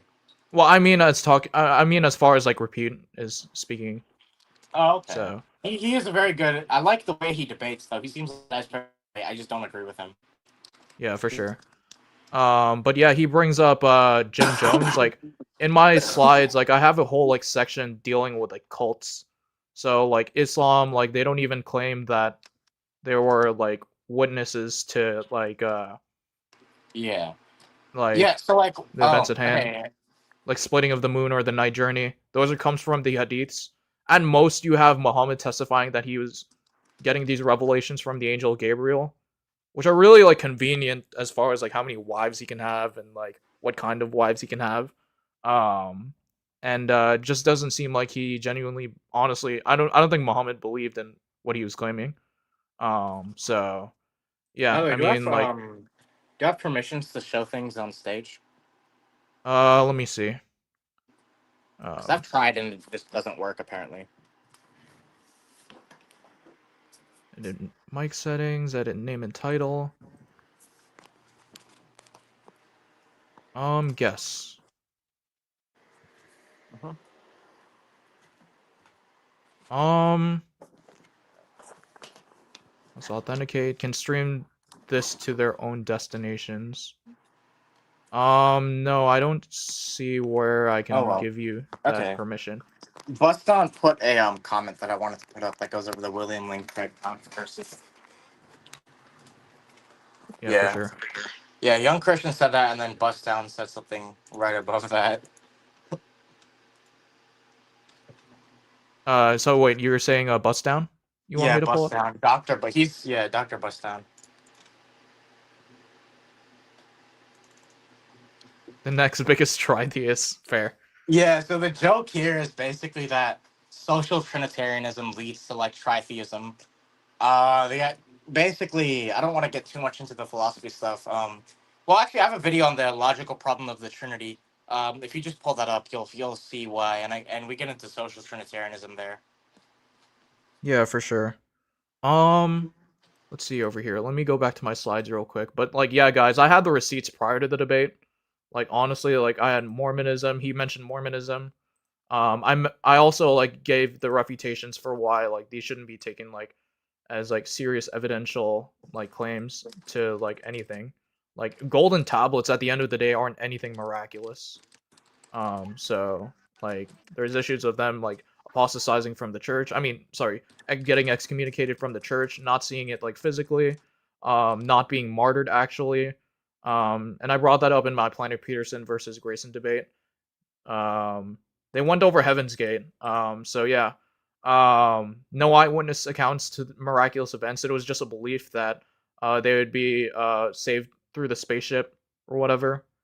Um, their group's actions stemmed from an unverified belief system reinforced by isolation, psychological manipulation, and charismatic leadership. So yeah, they were dying for something, but not like they didn't witness anything that would have been veridical to their beliefs. So, um, yeah, I mean, we can see that people can die for their beliefs, but the apostles are dying for something they saw, allegedly. So yeah. Let's see. He mentioned Jim Jones. That dude was mostly a faith healer. Which Yeah. you know. Let's see. Do I have any more slides on this opening? I do. Okay. Oh He yeah, I didn't do. bring I up do. rainbow bodies. I have one more Um, slide on his opening if you want to cover that. It's like 2 bullet points basically. okay. Yeah, give me Yeah. a second. Um, remove that. Pull that up. Uh-huh. Yeah, next one. Yeah, it's slide 16. Yeah. So Tony basically says that the testimony of Josephus is an interpolation. Just refer to T.C. Smith's book. It's not really an interpolation in the way that Tony wants it to be. Tony has not really provided any evidence for his position, honestly. Like he just says it's an interpolation. This gets back into what I said, that he kind of just makes claims and then doesn't substantiate them. Then he just says that Yeah. there's a bunch of other claims about other miracle figures. This gets back into what I said. So like none of these miracle claims can be traced back to the eyewitnesses except with Jesus, right? Because Yeah. his like the sources for his miracles are like less than a century after his death, and you already have like 3 or 4 sources, maybe 5 if you go with Quadratus, because he's like 110, and that's only like 80 years after Jesus' death. And Yeah. Quadratus was probably speaking about an earlier time too, so that might be like him going back to like the 90s or 100 AD. So that's like very close. So you can just refer to Craig Keener's book on miracles to find that, or yeah, or you can just wait for my video on like the miracles of Christ to come out, where we go over all of this evidence. For sure. For sure. And then I think in context though of the debate, he was trying to say that the apostolic martyrdoms were interpolations regarding the Josephus passage. And I think it's useful to address the point that I was trying to emphasize in the debate, but could have emphasized it even more, that the martyrdom account of Josephus being authentic is the consensus. The Testimonium Flavianum is where it gets Yeah, controversial, so but regardless, I gave evidence for why the Testimonium Flavianum is I authentic. actually So take a strange position on this, that I don't think you need any arguments for like the actual martyrdom to yeah, like make an argument from it, because you only need the potential. You don't need the actual there. yeah, Because as long as you can show that there was a danger and that the Christians knew of that danger and yet they still did it anyways, the martyrdom argument works, because now you have this group of people who are like risking their lives for something that they're preaching, and they're not going to do that unless they actually believe what they're preaching. This is regardless of whether or not they're killed. And we know that they knew of the fact that it was dangerous by the fact that in the gospels that they write, they point out that like they'll be persecuted. Now the like this may sound weird, but this actually works as an argument, because think about it. The fact that they're writing down that they're going to be persecuted either A means that Jesus actually said that, in which case they did have that expectation, or B, Jesus didn't say that and they're just doing it because like they're currently being persecuted and they're like putting it back into Jesus's mouth to like contextualize it, right? So either way, they would have known they were going to be martyred eventually, and yet they still kept on preaching. So either way, the martyrdom argument works, regardless or not if we accept they were actually martyred. yeah, for sure. And then the overreactor is, I guess we're starting to get the Alzud comments over here I on this don't channel know as if we want to well. cover that right now. We don't have enough time for that. Yeah, for sure. Ping like young Christian or like air purifier on that. They might be able to answer it. Yeah, on the Discord. Mhm. But yeah, let's see on my notes over here. Yeah, after no, this isn't the last one, so we can just skip to cross exam. Okay, I bet. Yeah, just Um, go through cross exam, and then I'll tell you when. Um. So yeah, the next slides go over cross exam or rebuttals or whatever I called it. Do you want to just go through that and then end it there, or do you want to go through point by point, like watch the actual cross exam and see how that goes? what is the alternative to point by point? Like just we go through these slides and then that's it. That's if you want to. Um, That's if you want to end it early. yeah, so like I honestly was like going through the debate, and like It got I super honestly like repetitive. refuted a lot of what he's saying, like on Josephus and like Mark and Priority, and like he seems to get a lot of details wrong despite being a former Christian, which are crucial details to um building a positive case for atheism. Which, by the way, I do want to get into the idea of like ad ignorantium arguments and burden of proofs before presenting on a oh, okay, gotcha. So yeah, let me go really quickly. We won't replay like the whole debate. We will not replay the whole debate. Just because like it kind of gets repetitive. But Yeah, I wanted to play the first like couple of minutes of the cross examination. Then I want to point out the repetitiveness of the strategy. Then I want to go to the AI overview, and then we can be finished because the AI overview is just funny. oh yeah, that's interesting. I didn't know you did an AI overview for this. But No, I'm talking about when he did it. oh okay, gotcha. Uh, no, not that one. Arguments for ignorance. Appeal to is this one? No, this is the appeal to authority. But yeah, guys, I have a lot of slides. I mean, if you want to, I can send the video to like. How would I even do that? Like, I don't have the video downloaded, so I think can ChatGPT like watch videos, or is that like, you know? I think GPT-5 can. But it's Yeah. honestly just more effective just to give it the transcript. So Yeah, I don't have the eh, transcript though, which is the issue. gotcha. But yeah, like appeal principle of non-contradict. No, this is the wrong slide. Okay, yeah. So basically, that philosophers have uncovered in like formal logic that you can give evidence for negative claims because, well, Hey. first off, the phrase "you cannot prove a negative" is itself a negative claim, and you do Um, see. Hello. do you want me to cover this? Because I think formal logic is more of like my area, right? Okay, yeah. Yeah, you Yeah. can. Okay. So first of all, what do we mean by a negative claim? Because if you just mean that a negative claim is a negation of some proposition, it's like let's say I have a proposition, the sky is blue, right? And you represent that with the letter P. It's like you would just have not P, and that's the negation. Well, if that's all you mean by a negative claim, then all claims are negative claims because you can have a double negation. It's like let's say you have the claim the sky is blue, right? You can just make a new proposition saying the sky is not blue and then negate that claim, and the truth value of that claim is the same as the truth value of the original claim. So if all negative claim means is the negation, then all claims are both positive and negative at the same time. So clearly a positive claim cannot just be a negation. Yeah, for sure. And Instead, one of the critiques over here is that many negative claims can be rewritten into logically equivalent positive claims. yep. Um, So I think the better way to describe it is that you are like a negative claim does not introduce any new entities, whereas a positive claim does. Or a positive claim introduces new entities or takes away already existing entities, right? So a negative claim under that view would be not positing any new entities and not positing any taken away entities. So for example, right, given my background knowledge, a statement such as the sky is blue is not a positive claim because that's already in my background knowledge. I'm not adding something new to the world per se, right?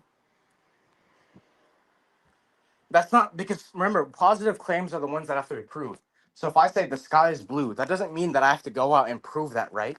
Because that's already a background assumption of the world. yeah. So it wouldn't necessarily constitute a positive claim.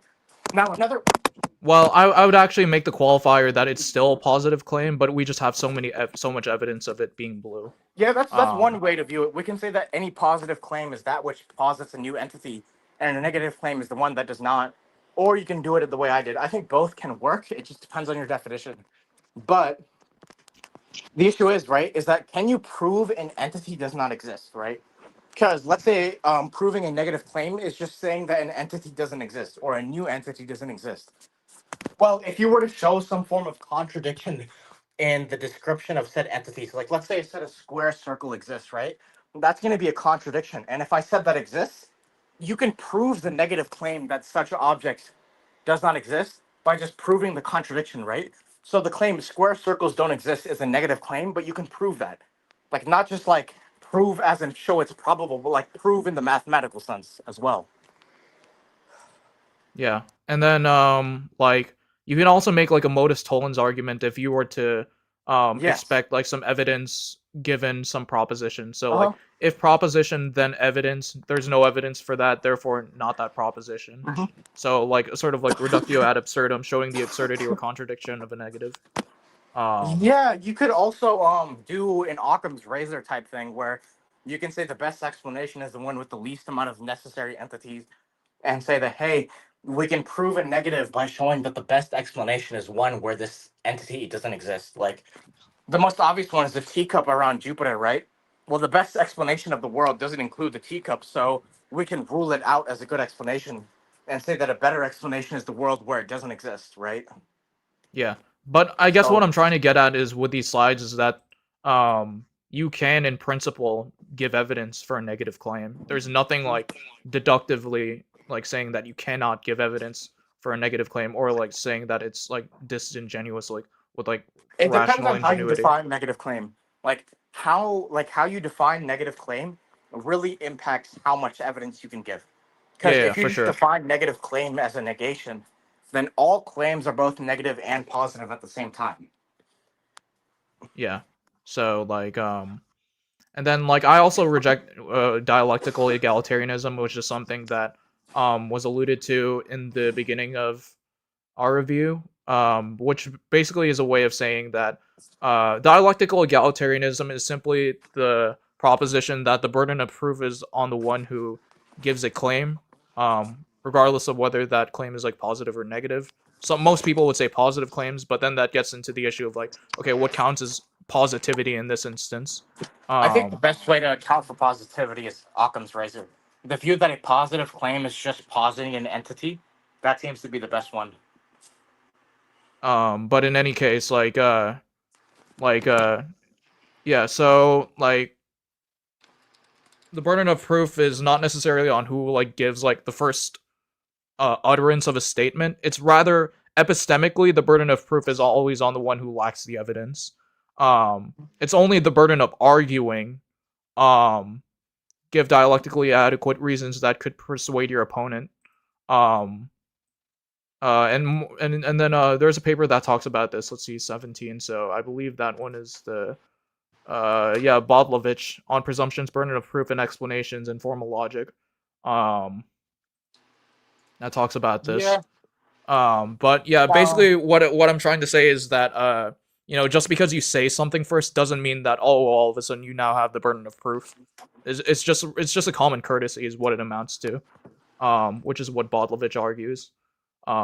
In his like argument theory like paper. And here are more so slides on that. I guess one thing you could point out with this, since we're getting into formal logic, is that try and break down Tony's arguments into premise by premise steps, right?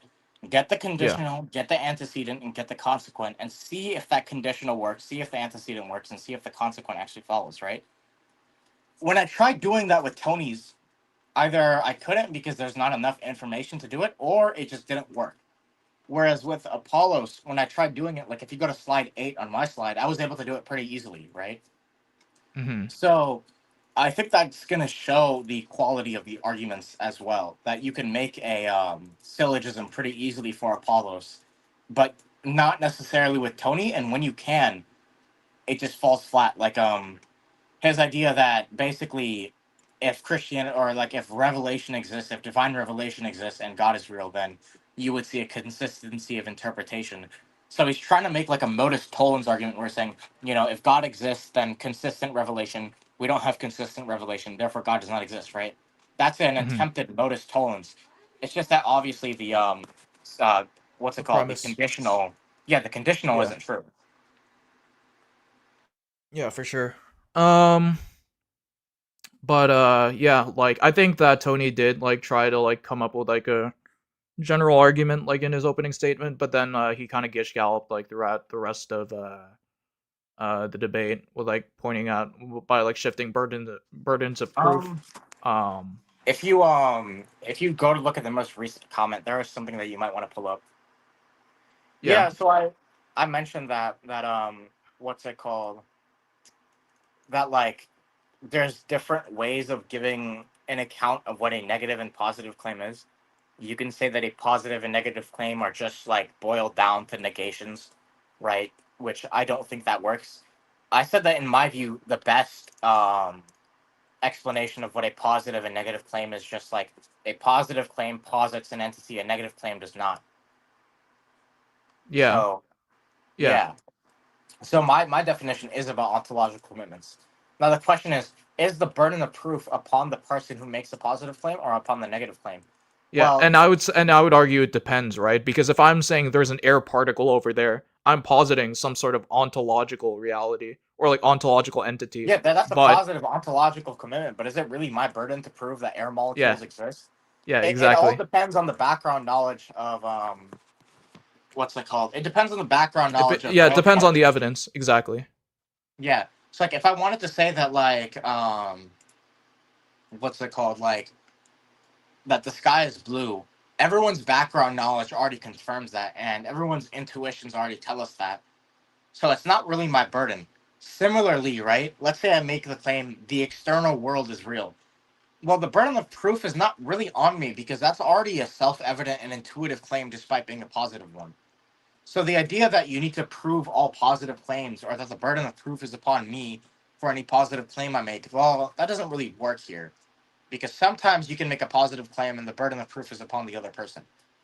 Yeah, Now, this exactly. can actually play into the God debate because you can argue that like for example, the claims that the external world are real, that morality exists, and that God exists are all like on a similar level of justification because all of them are justified by our intuitions and self-evident beliefs. Yeah, it lays on the one who makes the claim. Yeah. So like that actually goes into what Bodlovich is arguing that there's a burden of argumentation, which is more of like the dialectical courtesy, and then there's like more of like the burden of reason, which is more of like the epistemic burden. Yeah, in Um, dialect, okay, so in a dialogue, the burden of proof is upon the one who's making a claim that is either adding something new or taking away from our background knowledge or already agreed upon knowledge. So technically, if I make the claim that the sky is blue, that's not my burden to prove it in a dialogue. That's just going to be accepted. If someone wants to argue that the sky isn't blue, then the burden is on them, not me. yeah. Um,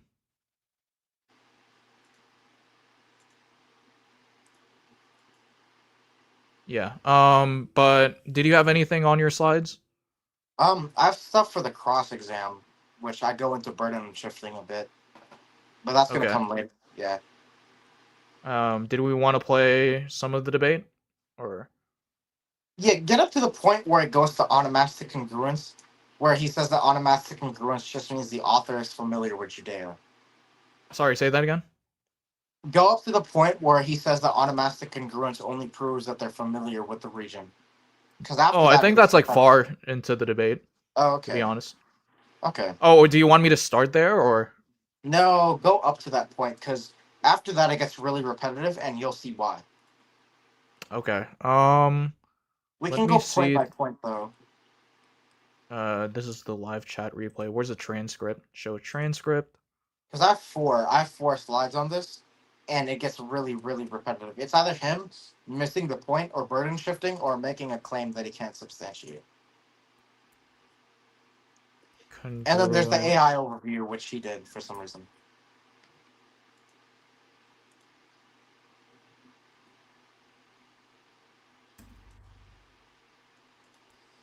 Congruence.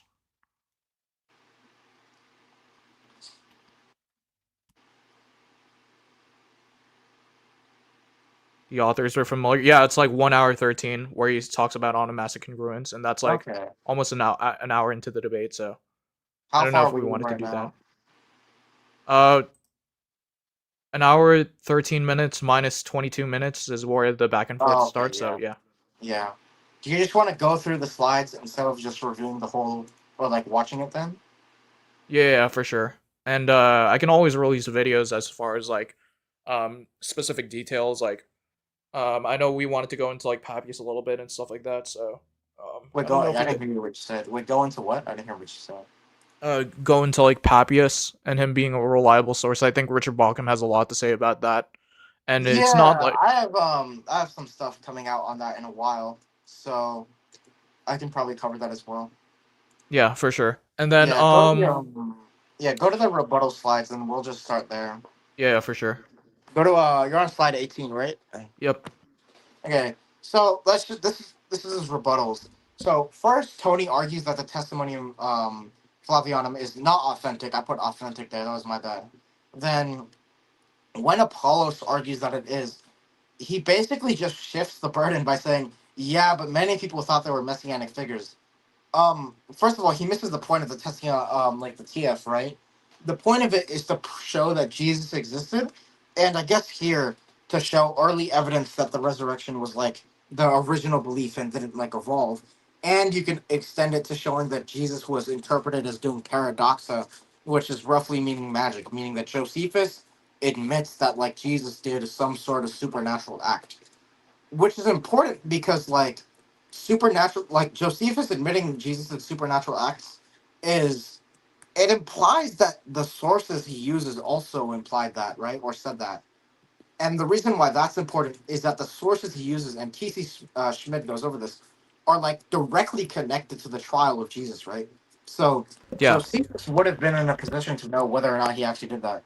So the fact Yeah, that he's he's like, not just getting it from the Christians. Like, he was in yeah, cahoots with like the Sanhedrin that charged Jesus. So like even if he, I don't know if he would call him skeptical, but the fact that he recounts it implies that his sources are saying that, right? And if his sources are saying that, that means people close to the trial admitted that Jesus did miracles, which means that the eyewitnesses of Jesus themselves admitted he did miracles, not just the Christian ones, but the ones that like opposed it itself. And then after that, right? So this is why I said that Tony misses the point of TF. It's that he kind of just first burden shifts, because when you, at first he says it's not authentic, then when it's proven to be authentic, he just says, yeah, but like what about this fact, right? So he misses the point and he burden shifts. Then Tony brings up, well, okay, plenty of people die for things that aren't true, but this just ignores the point that Apollos made, right? We went over this in depth that, you know, if the resurrection didn't happen, the people who died as martyrs would have known it didn't happen. So you're gonna have to say that people died for things they knew as a lie, which just isn't possible here given the type of testimony we have. Then Apollos basically says that I'm sorry, not Apollos. Tony doesn't say that. So I misspelled there, right? Tony says the Gospels don't name witnesses. First of all, we have a video covering this that if you plus if you like tab out and quickly go to my channel, right? yeah, give me a second.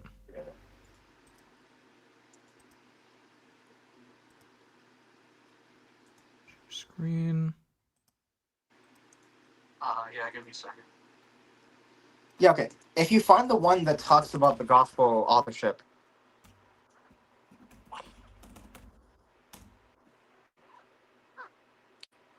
yeah, yeah, that one right there.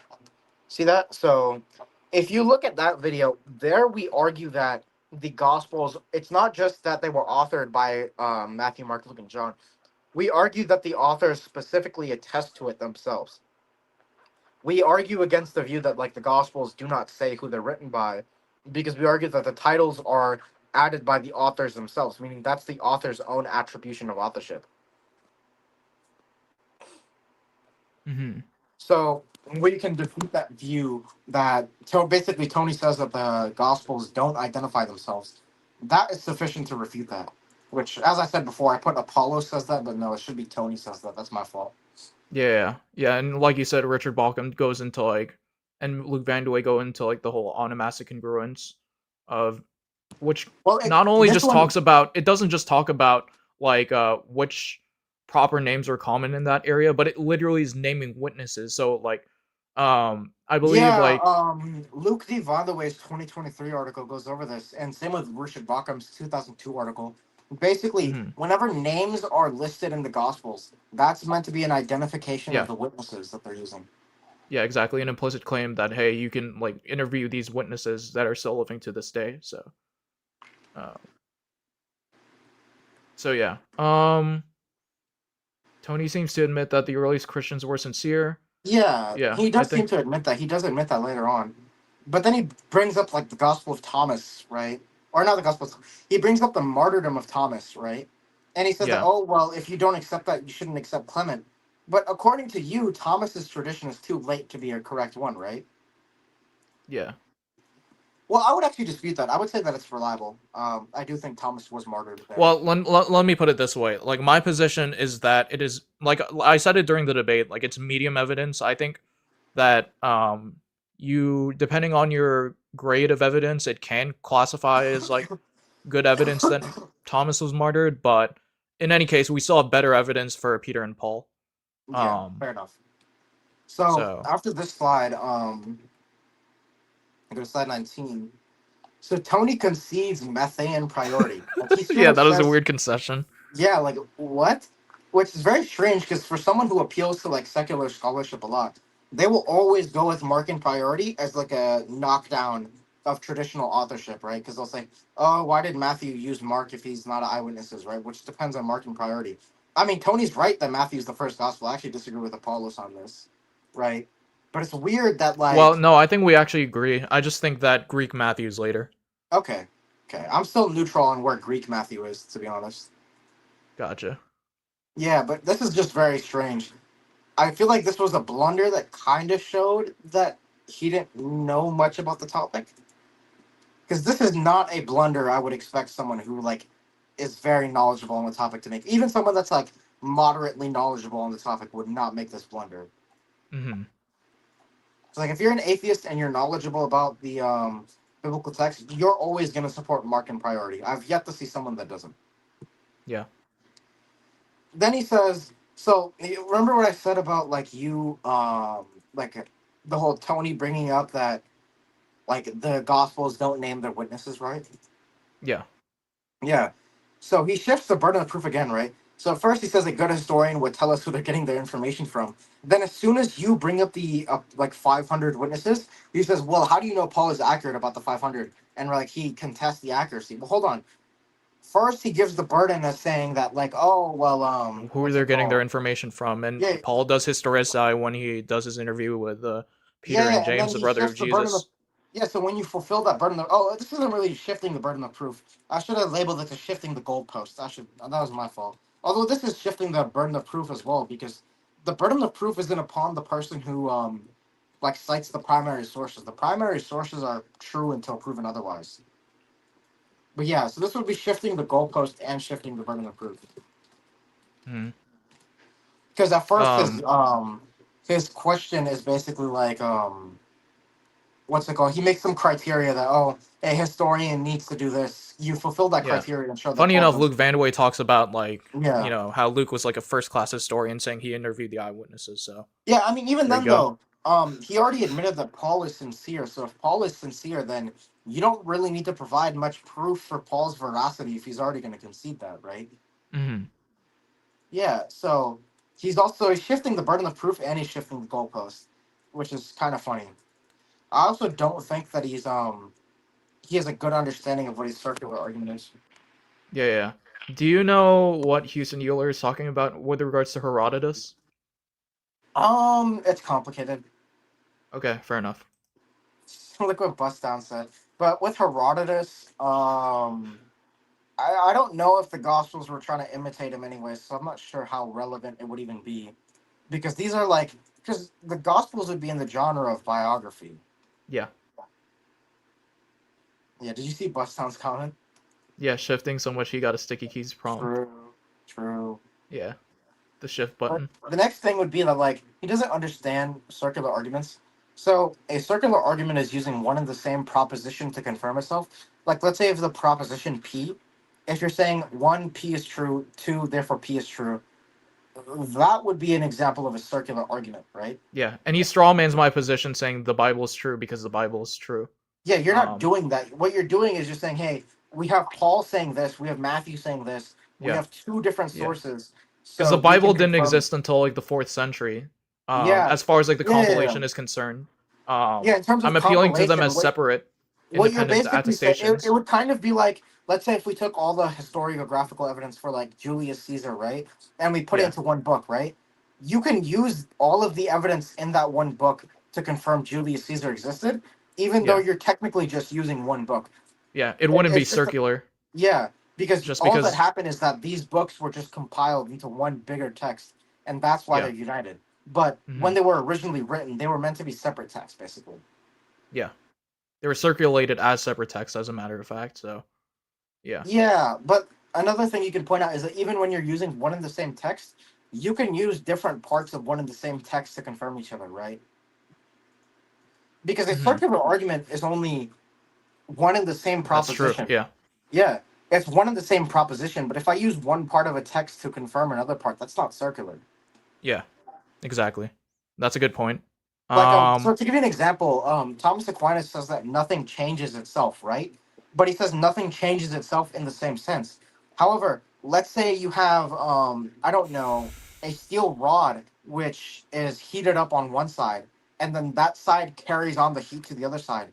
Technically speaking, in a way, you have something changing itself because the heat changes, right? It's just that it's not in the same sense.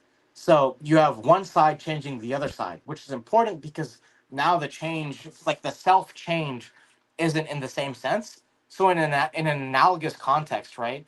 You can't have a circular argument because something can't confirm itself as true. However, that's only if you're doing it in the same sense. So if the text in one part is saying something that confirms another part of the text, that's a valid way to do it. That's not a circular argument because it's not in the same sense. Yeah, for sure. Yeah, and then And he I think brings up like the whole like young Earth creationism thing, that was which I so. obviously am. Yeah, you brought up speech act theory to show that, like, even if the Bible contains descriptions that, if taken literally, would mean flat Earth, It that doesn't mean the Bible intends, or yeah, either the intends or intent, should be interpreted in that way. yeah, the intent has nothing to do with the shape of the Earth, even if the literal interpretation. Yeah. And then when Um. Tony, like, when you bring up the local I flood just. view, he just like shifts the goalpost again because you're saying that, Yeah. oh, he's saying that, oh, well, the Bible says global flood didn't happen, therefore Bible isn't true.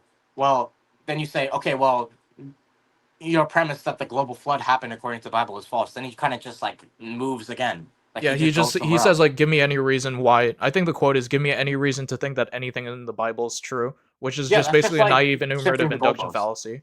Yeah, You that's know, just like, shifting the goalpost again. Like he's just yeah, going to a different topic. yeah. And you'll see this happens a lot. Him shifting the goalpost is something very common. He'll give a criteria such as, oh, a good historian cites his sources. Apollos will fulfill that criteria, and then he'll just move to a different topic. Now, in my opinion, I think that Apollos was kind of mistaken there. He should have just pointed out that he's shifting the goalpost and Yeah. that he has the wrong burden of proof. Yeah. So if you go to the next slide, slide 20. Yeah, Loki, I just knew that he was gonna bring up like the whole science issues when it comes to like Yeah. Genesis because that is his background as far as his PhD is concerned. So So yeah, then he says, Tony says, we just need to prove God is real before we prove Jesus is real because the claim is that God rose Jesus from the dead. So yeah, this kind of gets into epistemology because there's a difference between the order of knowing and the order of being. So let's take this example. John exists because John's father exists because John's grandfather exists. Okay, in the order of being, John's grandfather comes first, then John's father, then John, right? So, in order for John to exist, both of those two prior generations must exist, right? However, let's think of it this way. I meet John, then I meet John's dad, then I meet John's grandfather. So, in the order of knowing, first I met John, then I met John's father, then I met John's grandfather. So, my knowledge of John's family tree begins with John, then his father, then his grandfather. So, in the order of knowing, despite the fact that John necessarily requires his father to exist, right? In my knowing, I first know that John exists, then know that John's father exists, then I know that John's grandfather exists, right? So I reason from John's existence to his father's existence, for example, right? And this is important because even if Tony wants to say that it's a necessary precondition that God exists for miracles to exist, that doesn't mean that we have to prove God exists to prove that miracles can happen. yeah, Because, yeah, because we can just say that, okay, we know an effect by its cause and a miracle is effect, so we can just reason from the effect to its cause without knowing the cause exists. This is just like basic cause and effect. You reason from causes, or you reason to causes from their effects, but you don't need to know the cause first in order to know the effect happens.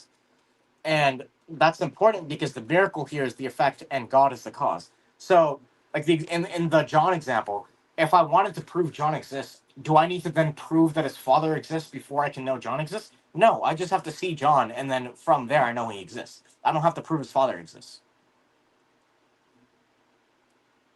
Yeah, for sure. It just Yeah, and ignores like the standard Bayesian reasoning when it comes to yeah, like so that's why what is he's saying that. evidence for a proposition. Like I don't have to like prove that, tomorrow the sun is gonna rise, right?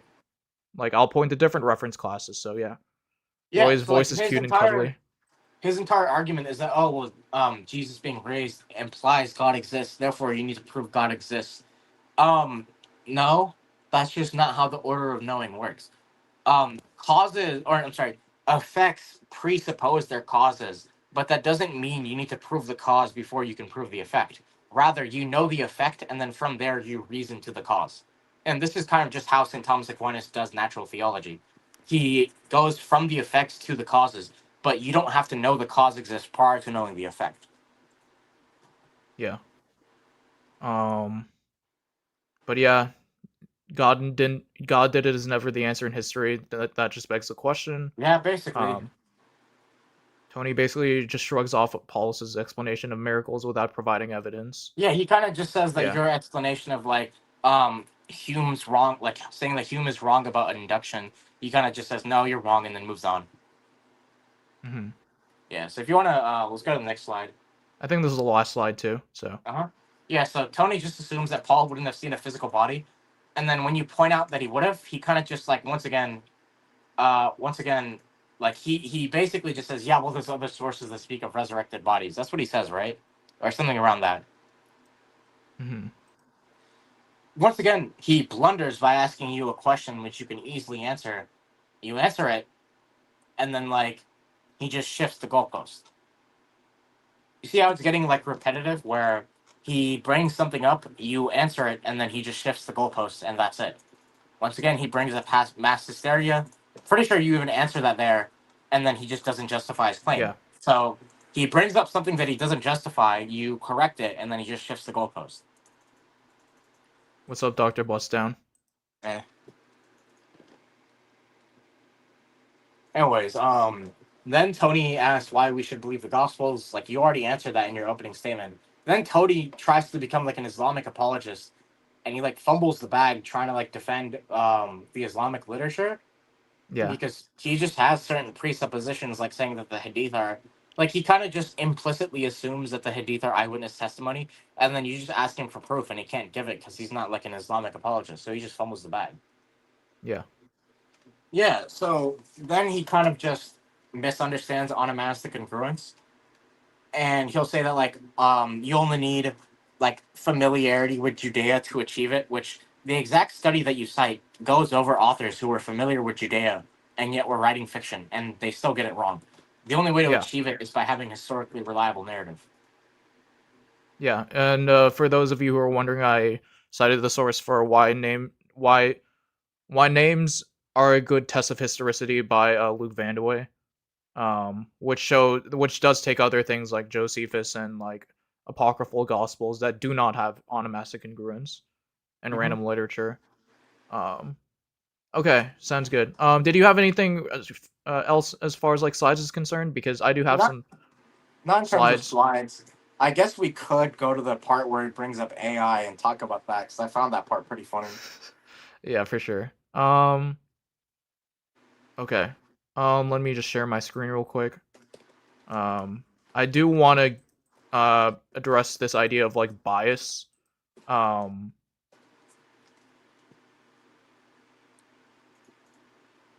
Save my atheism for me. Share screen. Look.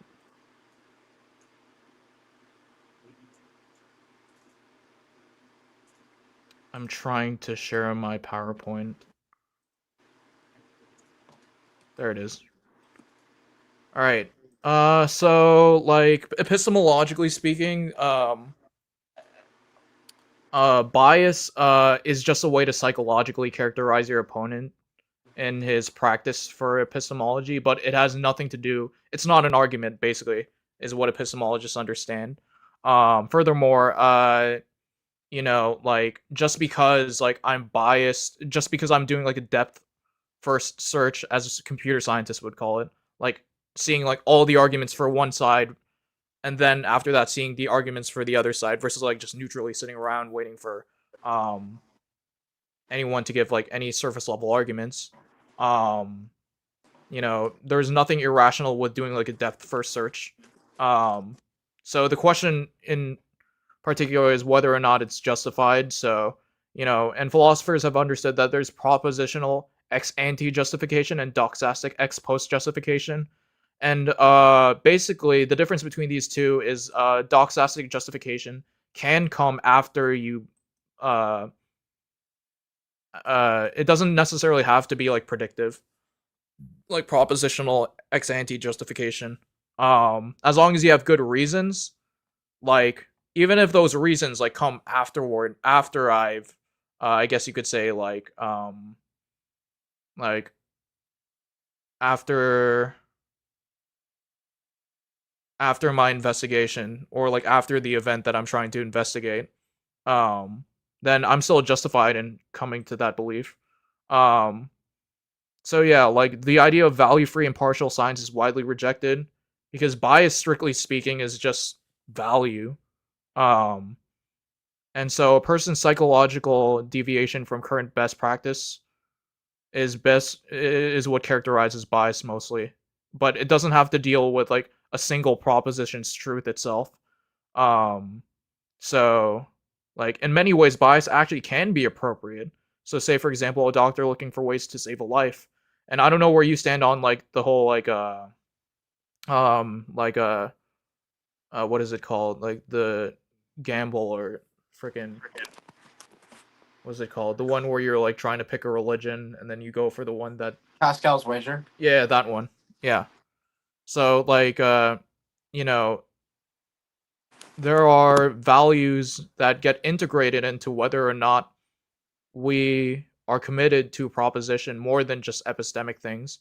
Like there are I guess you could say like consequences for a belief that we must take into account.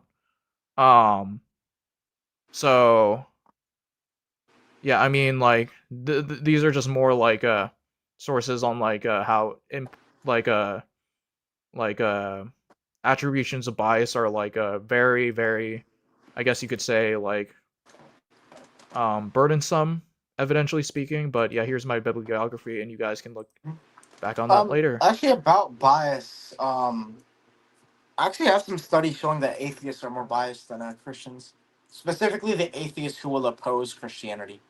Yeah, I think I believe that they have what the study calls my side bias Yeah. more than Christians and agnostics. So yeah, for sure. How long did it take to make this PowerPoint? Probably over a year. Like I started it like in December when I knew I was going on modern day debate. So, well, Yeah. that isn't a year, but in any case, it was a long time. Like I just like like on and off, like just add slides to it to more objections that I can find against Christianity. I basically want it to become like the mega objections playbook that whenever I'm in a debate, I just pull it up on the PowerPoint. So yeah. Yeah, that's fair. By the way, would you be willing to debate on the Imago Logos server? Because we are looking to set up someone there. Yeah, for sure. I'd love to. I'm trying to like get better in like my rhetoric skills and my debate stamina. Sure. So like I'd love to do that. Yeah, next Friday you're gonna do a debate stream, right? Where you just let people on, right? Yeah, something like that. All right. I think I should be able to couple up. All right, bet. But yeah, like as far as like the let's see here. Remove this. But yeah, like as far as like the debate against Tony, did you have like any other thoughts?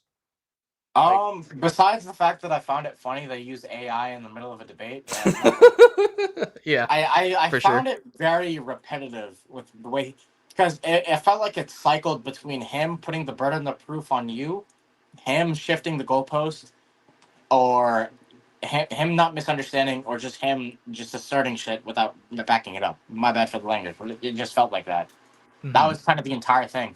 And then on your end, I feel like you kind of just kept on taking the goalpost shifts on the chin, instead of like calling it out, I think you should have called them out saying, "Hey, that's a dishonest tactic." Like for example, when you spoke about the like historians not giving, or like Paul giving the witnesses, right? He said, Mhm. okay, you should have said, "Hey, you're just being dishonest." First, you said, "Good historians give their witnesses." Then, when I show you that they did, now you're shifting the goalpost. Stop shifting the goalpost. Actually, stay on topic. If you said something like that, that would have probably been better for rhetoric. But either way, I think it is impressive that you managed to be so prepared that even when he like shifted the goalpost like 20 times in the debate, you managed to keep up with it and have an answer every time. So I think that was impressive on its own. Yeah, for sure. But in the long run, I probably should have just called him out for Sean shifting the says goalpost. Out of out. internet, Yeah. yeah, but no one was in the disco that I saw. What? What are you talking about? I don't know. Are you talking about the Discord? I think I sent an invite to young Christians first before I sent it to you to the Imago Logos one. I think the Yeah, Imago Logos one is bigger and has more people, I think. copying J Dyer rhetoric. I don't know if True. I could do that, but he does say True. I'm cute and impressive, so I don't know. I don't know what to think of that. But yeah, like he mentioned some stuff on Daniel. For those of you who don't know, like I recommend going watch or read Sentinel Apologetics commentary Yeah. on Daniel, where he talks about the Aramaic loanwords being unlikely to have been an invention if Daniel was written in the was whole cloth written in the 2nd century. Now I do think, to be clear, that its final form is in like the 2nd century, but there are still like traditions that can predate that date. So Sean says there's nobody. Okay, Sean said that he joined the Imago Logos one, but what was your username? I don't think I saw you join. but let's see over here. Yeah, do you have Weird. I think the do I hold to Mark in priority? As far as like the extant gospels go, yes. But I do believe that there is a Hebrew Matthew being circulated, or an Aramaic Matthew being circulated, prior to Mark. So yeah. Now, did you have anything on like Papias besides like going just saying like, hey, like Richard Bauckham like has a whole chapter on it Yeah. on So Jesus and what the I would say about eyewitnesses? Papias is that his source is John the Apostle and son of Zebedee. Um, we're probably gonna make a video on this, so I'm gonna wait to release all the info there because I want to like write it all down when I Okay, eventually release it. yeah, that's Yeah, fair. but yeah, but basically, we know he has an emphasis on eyewitness testimony. We know he's getting his information from the Elder John, and we know this Elder John is John the Apostle. And there's no reason to think he's mistaken, and we have every reason to take his testimony because, first of all, Papias would be in the right position given his location in Ephesus. Second of all, Papias is confirmed by like everyone else in his testimony. It's like, for example, Irenaeus. I think Irenaeus is getting his information from Polycarp, who's also a disciple of John. Um, and then on top of that, we have Clement of Alexandria later on confirming everything that Papias says. We have Andrew of Caesarea confirming what Papias says and citing him as a holy witness, if I remember correctly. So we basically have a lot of attestation confirming what Papias says. So the idea that Papias is unreliable is kind of dumb. Even if what's it called? Like I'm pretty sure even like modern scholars who doubt traditional authorship are going to say that Papias is reliable, but like he's just speaking of some other gospel because they're going to say that like they're going to oh what do you say? Are you making the case John the Apostle equals John the Yes, Elder equals John the writer of the Gospel yes, of John? that's what I do think. Yeah.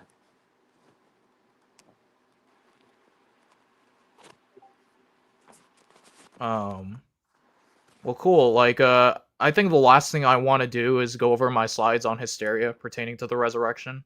Um, because I didn't get the chance to adequately defend against that. So, yeah, let me do that real quick. So yeah, like the problem with the hysteria position, like, well, it just like um conflicts with like the New Testament accounts of like the group eyewitnesses, um, which if you were to hold to the historical reportage model, would conflict with this other model of like just like some random like hysteria. furthermore, there's like no reason for like Paul or like Thomas or like other skeptics like James, the brother of Jesus, to have hysteria of Jesus. Resistant initial reactions, despite skepticism and fear at first, make them unlikely candidates for suggestive illusion/hysteria. So like that just goes into the idea that like Jewish that strand of Judaism was not expecting a Messiah to return within like before the general resurrection of the dead. So like that is a really like unprecedented like cognitive dissonance strategy. So yeah, insufficient transformative power. So like how could their motivation be simply due to like having heard like some other guy? If Peter or another disciple had given his own assurance of his supposed mystical experience, why would that be a reason for like James, the brother of Jesus, to be martyred, for example, or Paul to be martyred?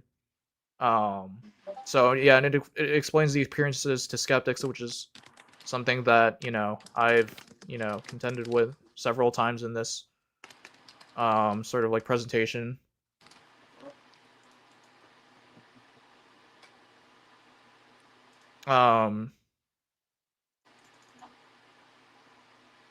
Yeah. It also doesn't explain the empty tomb, and it also doesn't. And some people would like to like appeal to like the semantic range of oral, the Greek word for appearance. But it normally indicates physical sight, not internal spiritual experiences, especially when you're taking into account like the context of like the way a lot of these claims are written. It most definitely refers to physical experience. Let's see here. But yeah, like even like the hysteria hypothesis, like to be fair, Celsus does say that the women witnesses to the empty tomb were hysterical, but it's likely criticism of their gender rather than an actual reception of the critique. But otherwise, like the hysteria hypothesis is relatively new, and you would think that if there was any reason to doubt or any reason to suggest that the disciples were hysterical, that the opponents of Christianity would have brought it up. So I mean, I think that the hysteria hypothesis just doesn't make sense because even the enemies of Christianity attested to the miracles. So if you want yeah. to like you're gonna have to say that both the enemies and the Christians had hysteria, and that they didn't figure they had hysteria for like centuries. Like think about it this way: this early polemic continued on from the time the earliest reference we have to it is probably in the Gospels, right? So at the very least, by the time of the Gospels, like I would say that would be contemporary with Jesus because those would be like only like 10 to 20 years after. So the very eyewitnesses of Jesus see Jesus do miracles or think they see Jesus do miracles, but it's really hysteria. Then they continue this tradition on. It gets all the way into like the Talmud in like the 4th century. And then they just never figure out it was hysteria on both sides. To me, that just seems very improbable, especially given the type of testimony we have. For sure. Like other people in the room, basically. Now, some skeptics would like to point to the idea that, Matthew 28 says that some disciples doubted, but the fact of the matter is, it doesn't say, what it does not say is that some of the disciples disbelieved. So, Well, like, many historians point this out, like, it like the doesn't semantic specify range of what they doubted despazo in can there, though. include just like double taking or second guessing. So like it's basically like the disciples going like, "Oh, really, Jesus, is that you?" And like kind of doubting like in the moment, and like later testing and verifying that it's actually Jesus, and then all of the 12 believing that he was the risen Christ, and other apostles and disciples. So you had The something to issue say, is Roy? that it doesn't tell us what type of doubt they have or like what specifically they were doubting.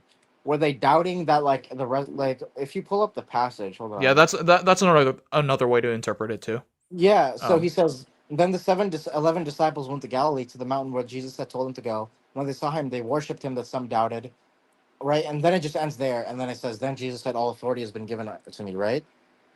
It doesn't yeah, tell you what they doubted. Did they doubt that he was God? Did they doubt that he was the Messiah? Did they doubt that he had risen?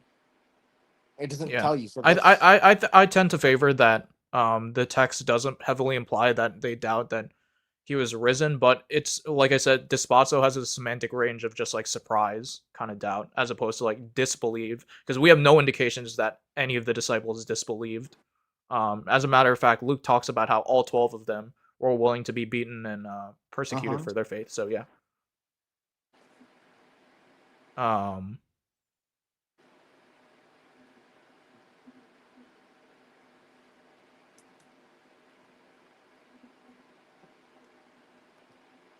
Yeah, the walk to Emmaus. So I would say that like that's easily explainable by like a cloak or something, but like in other instances, like Jesus was clearly recognized as Jesus. So what do you have to say about this, Roy? What? Let me read this again. Walk to Emmaus, 2 or more people walked with the risen Christ for 7 miles and didn't recognize him. It's not really an issue. I mean, with theophanies, you typically are like, Yeah, they're glorified bodies. Yeah, so there's going to be some difference. The issue is just that they were probably not expecting it to happen, so that's why they were so surprised. Yeah. I would say that that is maybe a hallucination, since the truth is that was Jesus and they were not allowed to see him. I don't see why that would be a hallucination. Yeah, and even if it was, we have many other witnesses to like group appearances that indicate that it was Jesus right away. Okay, yeah, but we'll definitely get more on like hallucination theory on like our next live stream. So yeah, Mago Logos, anything upcoming? Yeah. The very next video should be a video on text criticism.